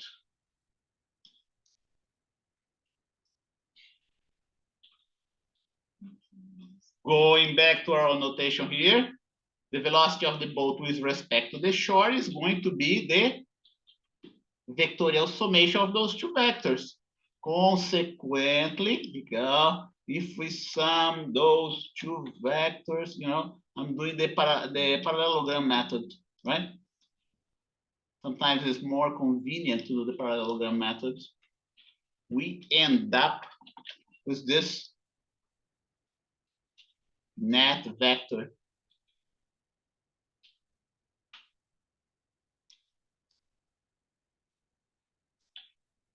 I'm gonna dash them. Text, let's see here. Something. No, I gotta do one by one, otherwise it's not gonna let me do that.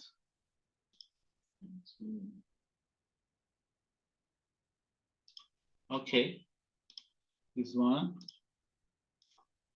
right? I want the head of my vector to appear there, and that, is going to be the velocity of the boat with respect to the shore. So the boat is going to be dragged a little bit to the right. Okay. So we can have another example. We can have another example very similar to this one. Okay, but now I want a different result. Now I want a different result. Okay. That's going to be I'm going to copy this one and paste there in the notes so you know what I'm talking about, right? Snipping tools. Snipping tool.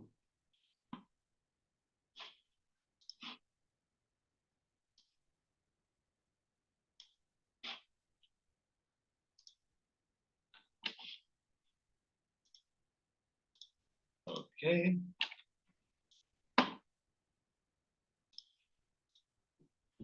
No boat is dragged along the eastern direction.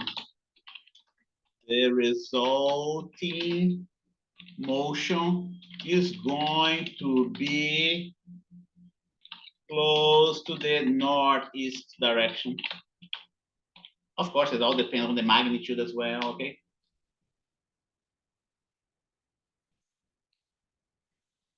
In the, not to be close, but it's going to be in general,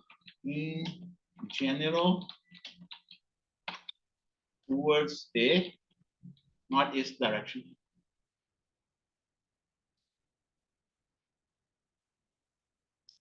Dragged. Now I want a similar example, but I want a different result. Similar example with a different outcome. Okay. Same boat, same river, same shore. The only difference is that I want the boat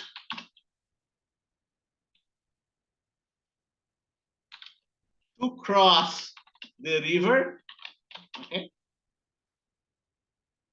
To cross the river straight to the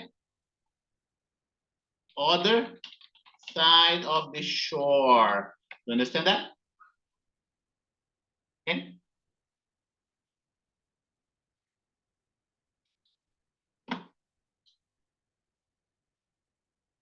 I'm going to illustrate what does it mean? What does it exactly mean? It means that the resulting velocity vector or resulting displacement vector, if you may, velocity vector of the boat with respect to the shore should be towards the north. Okay, you want the boat to move from here to here. You don't want the boat to keep on dragging, being dragged along the shore. So what do you have to do, you know, to ensure that the final velocity of the boat is going to be something like that? Okay, you have the velocity vector of the water with respect to the shore. You want the boat to cross the river. The tracking, right? The displacement of the boat, relative displacement of the boat is going to be towards the north. Or the velocity vector of the boat, right, with respect to the shore is going to be vectored to the north. What must you do to the velocity vector of the boat with respect to the water to achieve something like that? And that's a very qualitative problem, but it's a qualitative problem that's going to give you a very good idea how to solve this problem. Okay? Let's not forget that this vector here that you see right here is going to be the resultant of the summation of this vector with this other vector here, right? So consequently, the velocity of the boat, this one here.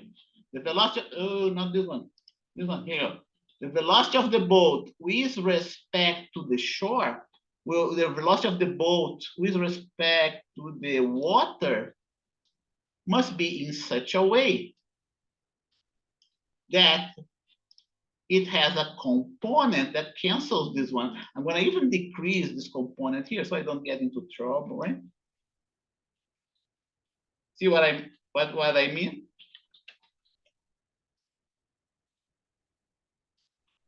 This component, the horizontal component of this vector, must match the horizontal component of the velocity vector of the water with respect to the shore. Okay? If you orient your boat in this way, you will be able to track a displacement vector. Here, I'm going to put sideways.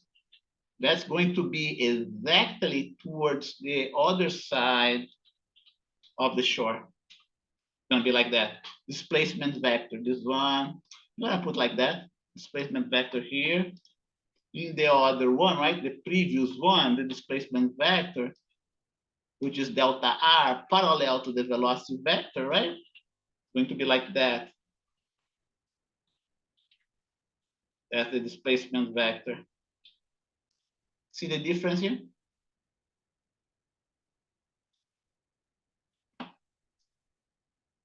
In this first case, again, the boat was dragged towards the east to reach the other shore. But now, if you orient your boat in appropriate way, and now you'll be able to see that once I put this arrow here representing the boat, right? If you orient your boat this way,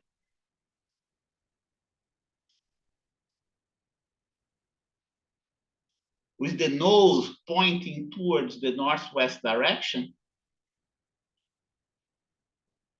your boat is going to cross the river perpendicular, is going to draw a path perpendicular to the shores of the river. Okay, so here you go, boat. I'm gonna, and here's the boat as well. The presentation of the boat as well. Here you go.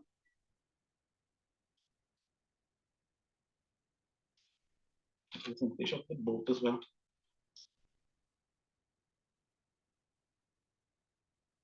The arrow represents the direction of the boat, right? So let me just bring it down. Send to the back. Yeah, I sent to the back already. And I'm gonna, the arrow represents the direction of the boat. Send, oh, send to, oh, why is not, okay, now I did. Here you go. I don't need that anymore. See the advantage of drawing the boat this way?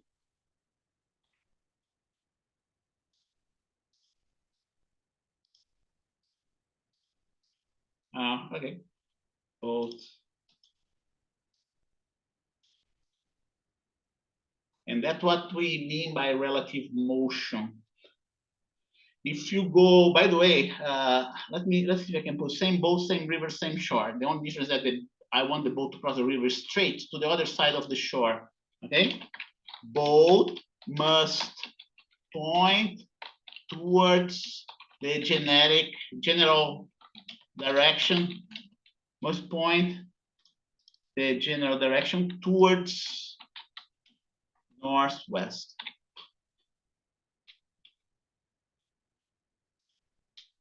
Exactly northwest, okay, because it's going to depend on the magnitude of the velocities in question here.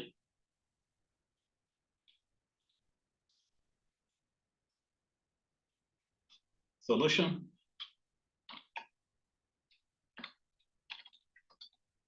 Okay. And I'm going to copy that as well. Don't forget the dashed line means the path of the boat.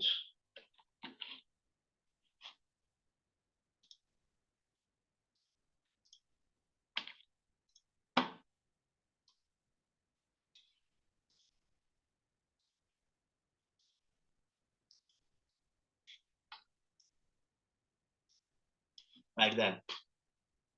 And let me copy the other one so you have a better boat, right?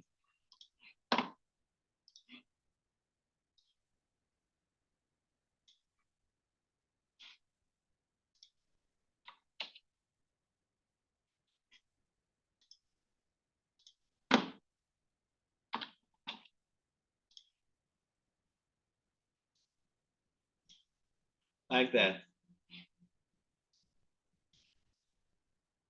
And now we are done with chapter 3. Let's see, here you go. Okay, approaching an intersection. Let's see. Okay, that's another type of problem. You can look at that. Okay. And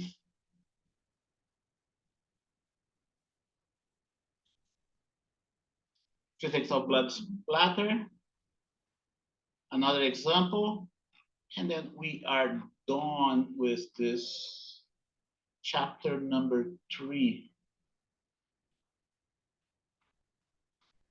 Next one is chapter number 4, but I want to take a break before we start chapter number 4.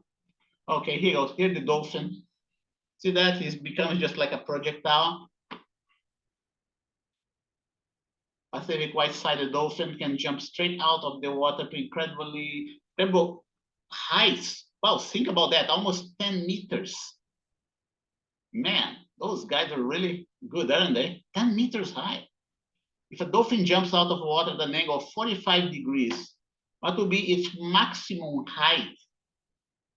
How far would the dolphin jump horizontally? Assume the dolphin leaves the water the same speed as when it jumps straight upwards. Okay. Okay, so you can get the velocity by finding out the maximum height here, right? And plug it here into to solve this equation. That's a projectile motion. Here is a problem, of course, of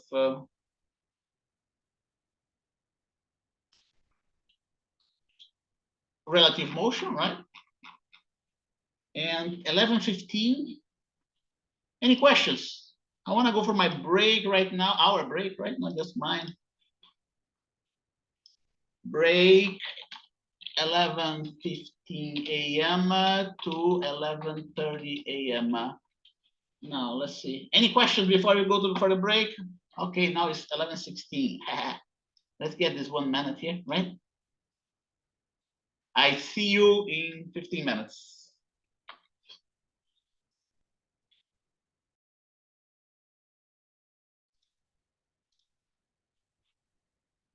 Hello, I'm back here.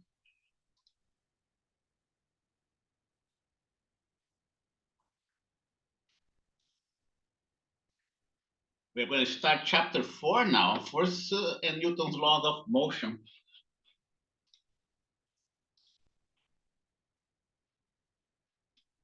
Okay. Oh, we had 1 more minute, right? That's okay. Let's start with that. Let's start now. Here you go. Forces. Chapter 4. Here you go. Chapter 4. Forces and laws of motion. Okay. Let's go back to our core concept of physics.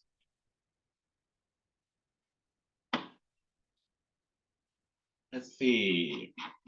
Not this one. I want the other table that I introduced to you after we did the vectors. Remember that?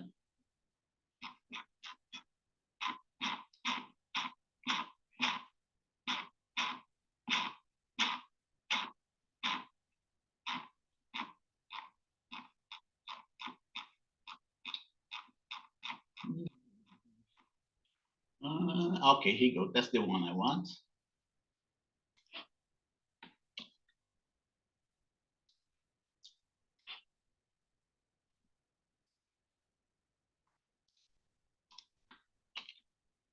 Okay, let me skip it here. Insert a page break. Here you go. Better. Chapter 4. Center. Okay.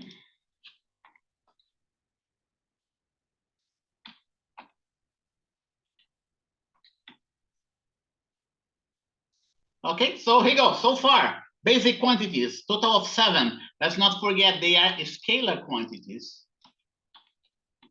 Scalar quantities. There are 7, but so far I have introduced you only to 3. We are using only 3. Right now, we're still using only 3. Then we are talking about the primary definitions. we already saw the vector position already. There are only two primary definitions, vector position and force.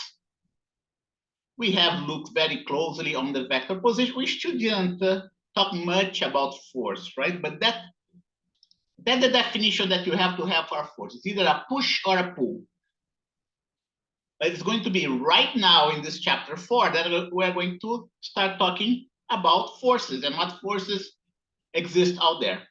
And we are also going to talk about the laws of physics. In chapter 4, I will introduce the first law of physics. I will introduce the first law of physics.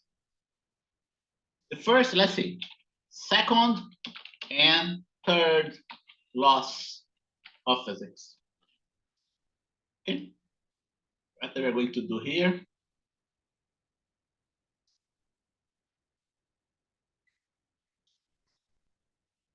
First, second, and third laws of physics. Let me.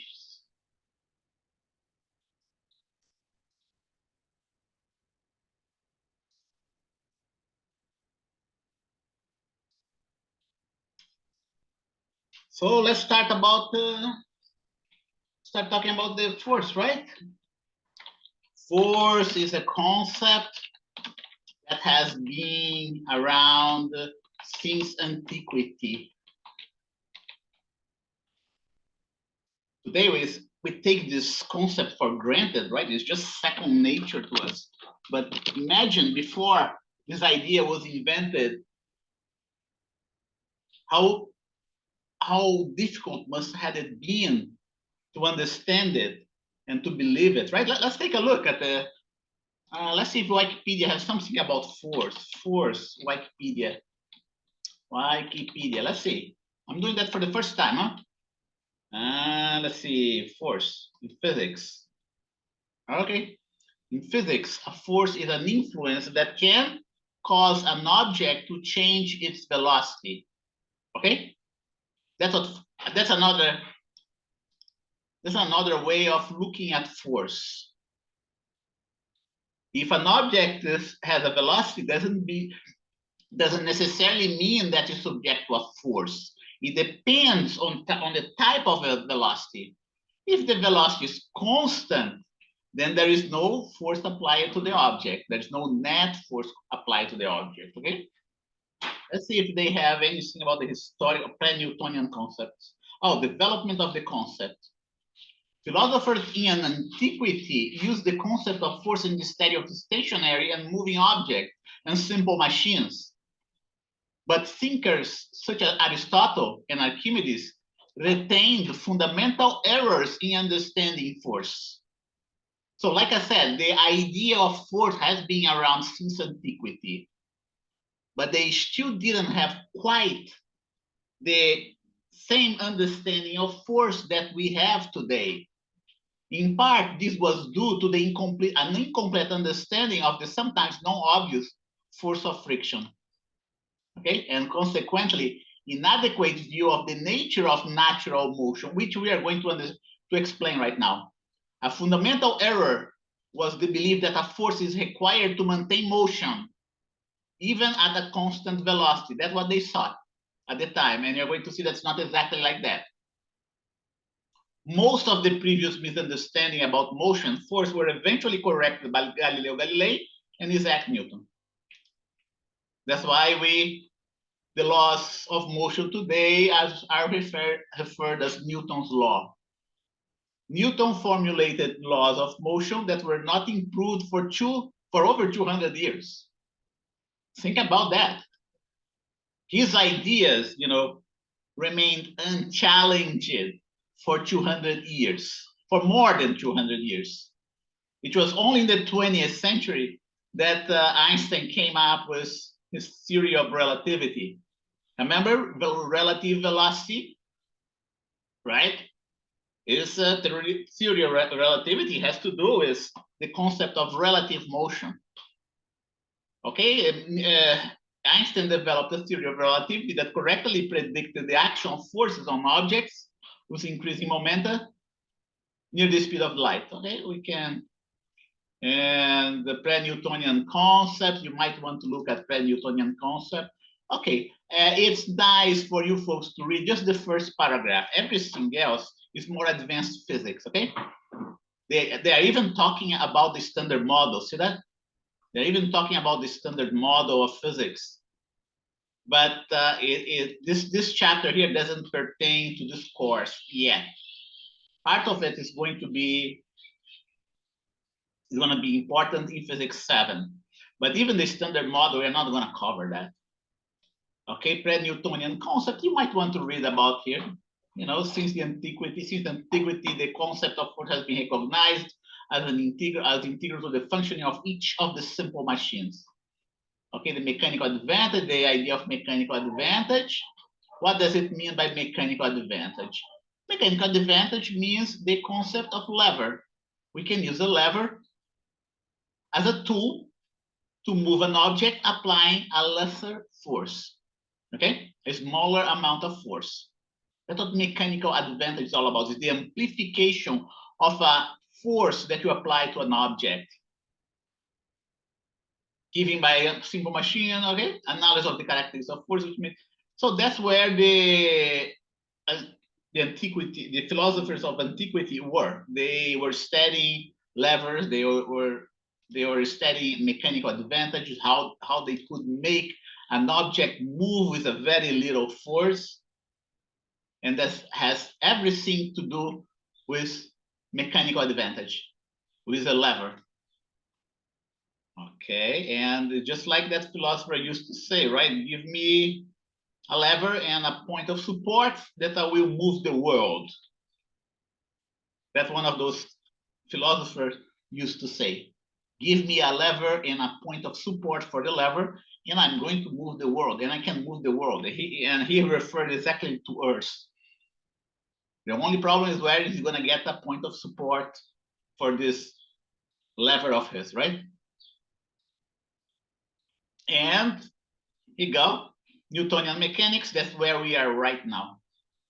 There is the first law, there is the second law, and there is the third law. Okay, so let's move on to those laws. So force is a concept that has been around since antiquity. However, there are certain details of force was not completely understood by the philosophers of the time. Mostly, they understood the concept of mechanical advantage, which also means the mechanical amplification of force due to the use of levers. Okay, have you ever heard of this idea? I did something to leverage myself. Okay, that's what levers do. It amplifies something, right? And whenever you are talking, people say that in business too, not just in physics, right? I need to leverage my capital to do this and that. The idea is similar, right? I want to use my capital in the most efficient way, right? I want to use the least amount of capital to get the most money. And that's what mechanical amplification is all about, is to use the least amount of force to amplify this force, to get to move a very heavy object. So that's where the antiquity philosophers understood pretty well. What they didn't understood is what I'm going to formulate right now to you, okay? So there is the first law of motion that was initially It was studied by Galileo. It was initially studied by Galileo Galilei. But he did not quite get it. It took Newton to properly formulate this law. And it is stated in the following way.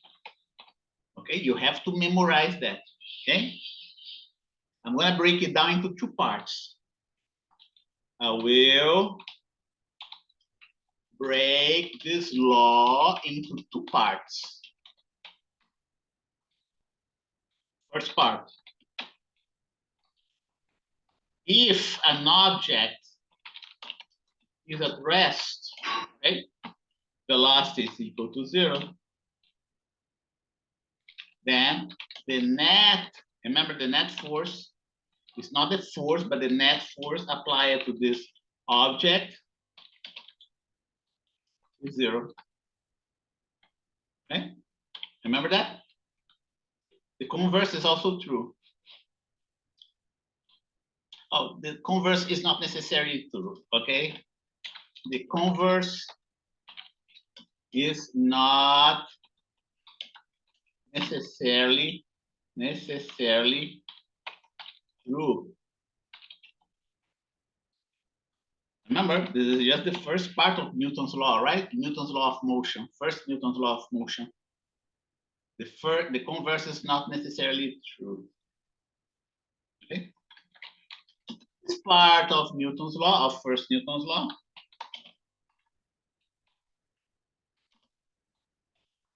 the ancient understood very well. This first part, right? Of Newton's first law.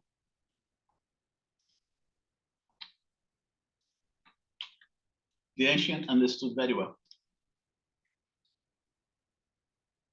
Ancients, right? Or even better, the philosophers of antiquity. Philosophers of antiquity understood very well. They knew if the object was at rest, the net force was going to be 0 applied. What the philosophers didn't understand, okay, before we go to the next part, right? What those philosophers did not understand was the second part, okay? What these philosophers did not quite understand, was the second part of this law. But before we go into that, let's talk about, before we get into, before we get into the, before we go back, right?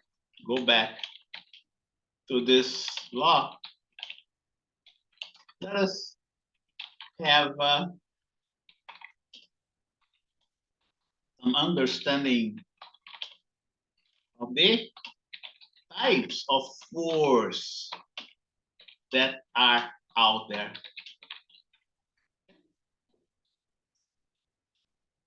(11:47). We still have 13 minutes.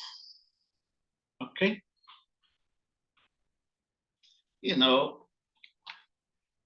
In physics, okay, types of force.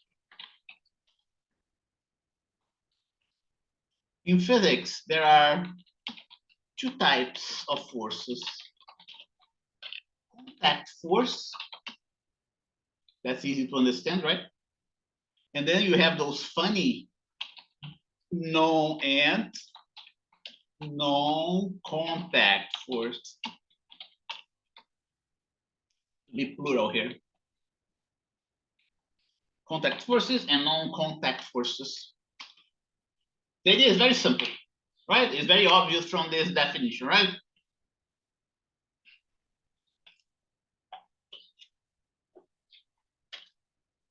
Well, contact forces require the contact, right? My finger, for instance, I'm going to contact this object here and apply a force to it, okay? That's a type of contact force. There are other types of contact force. Let me give you another example. Here you go. I have this object here with me, attached to a string, right? This object here is attached to a string. Hey, let's go ahead. This force that, this string here is applying a force to this object. And this force has a name. We call it force of tension. Whenever a string is applying a force to an object, we call the force that the string applies the force of tension. Okay, and that's a contact force. Contact forces, a force that my finger. Example of contact forces, right? Here you go. Example of contact forces. One, the force that my finger exerts in an object. My finger must be in contact with the object to exert a force on this object.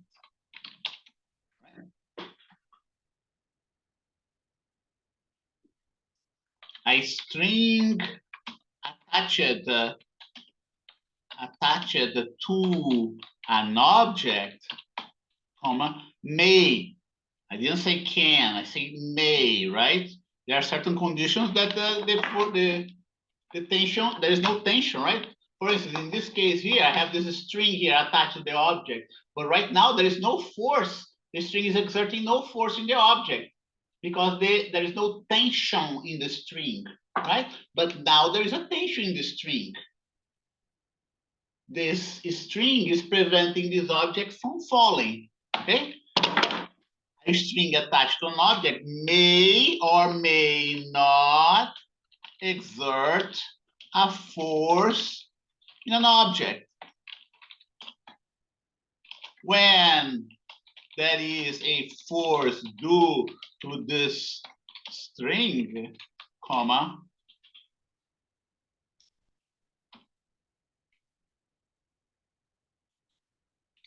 we call this force tension.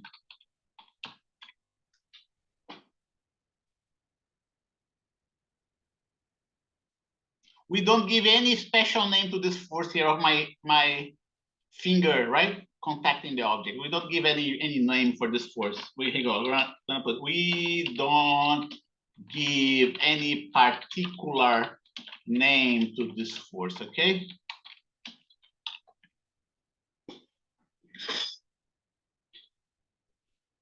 Okay, there is another force. A force between between two surfaces, okay? A force between two different surfaces is given a name of normal force. Okay, and let me give you an example of a normal force. Okay, right in here. Right in here, we have an object. We have the surface of this object, right? I'm going to separate. And then you have another, let's see here. I'm going to do like that. Consider this object here, right? And it has a surface, bottom surface of this object. This object is at rest. And we have this other surface here, the ground surface. When this object contact the ground, that is this force that we call normal force. It makes an angle of 90 degrees with respect to this flat surface. I represent that by the letter N. 1153. Notice that the object is at rest, okay?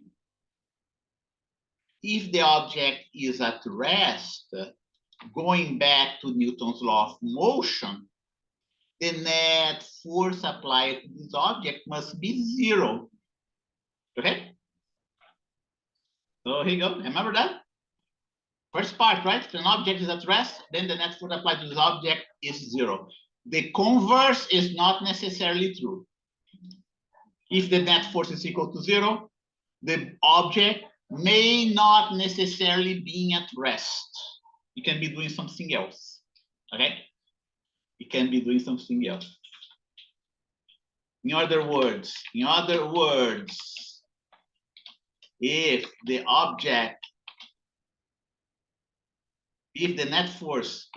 net force applied to the object is 0, it may not necessarily be at rest. It may not be necessarily at rest. Okay, it may be doing something else. It may be doing something else. I'm gonna tell you what this something else is, okay? Very soon. Hang in there. 1154, right? Here we have a contact forces. In the case of an object,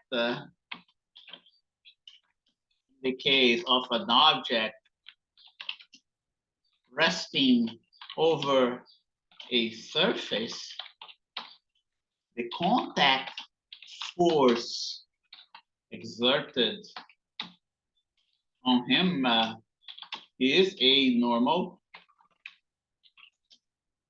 force from the exerted by the normal force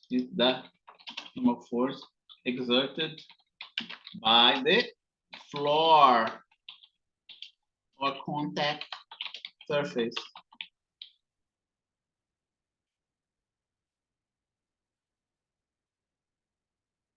Recall that in this case, the net force must be 0, right? Because the object is at rest.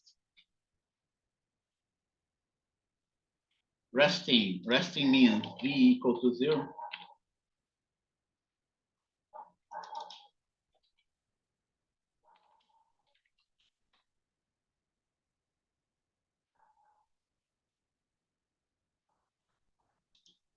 So okay, recall that in this case, the net force applied to this object must be 0, right? So for this reason,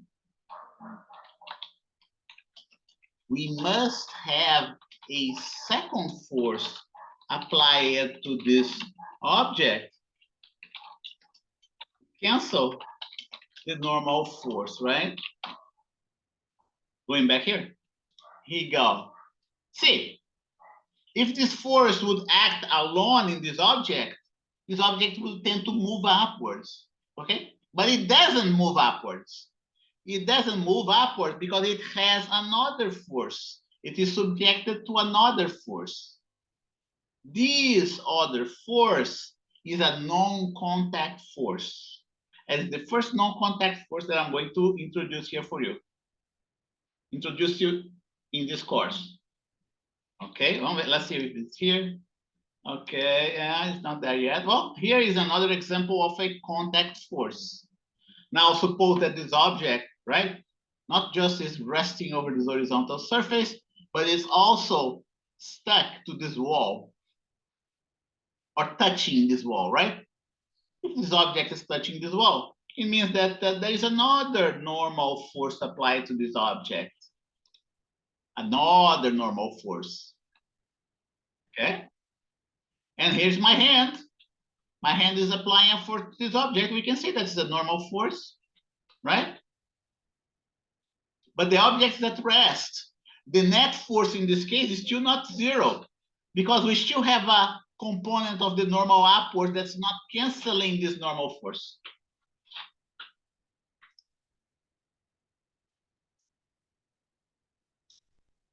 Okay, so this other force that's missing is the weight, a non-contact force.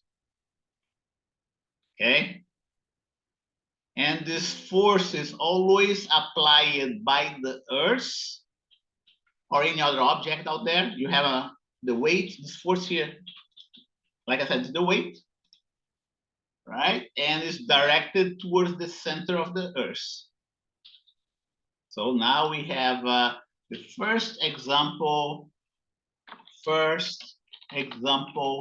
of non-contact force, the weight. We're going to see others in the course. And the weight is equal to the mass of the object times the acceleration of gravity. You gotta memorize that. 1159, do you remember that?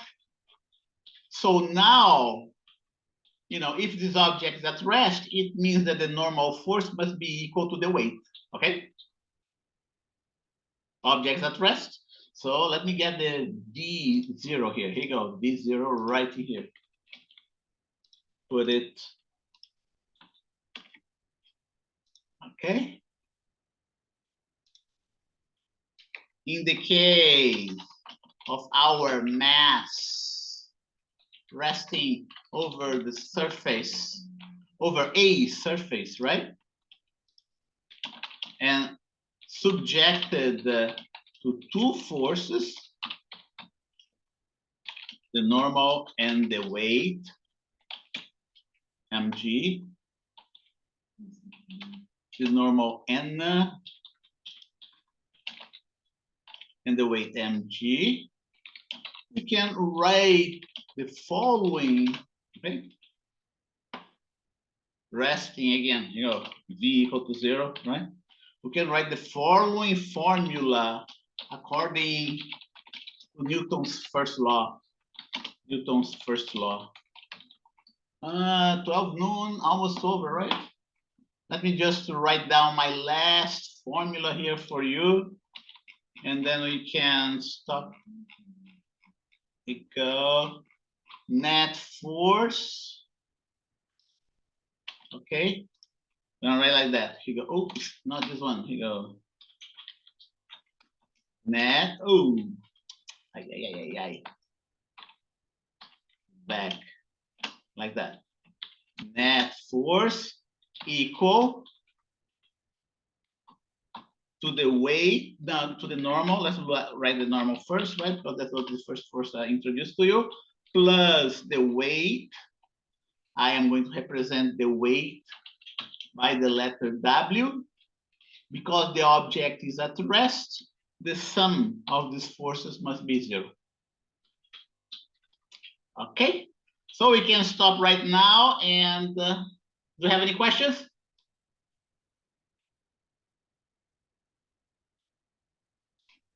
And then next time we will continue on this topic. Maybe it'll take like 1 hour on Wednesday to lecture on this, so we can be a little bit ahead, right? And then we jump into the lab. Okay.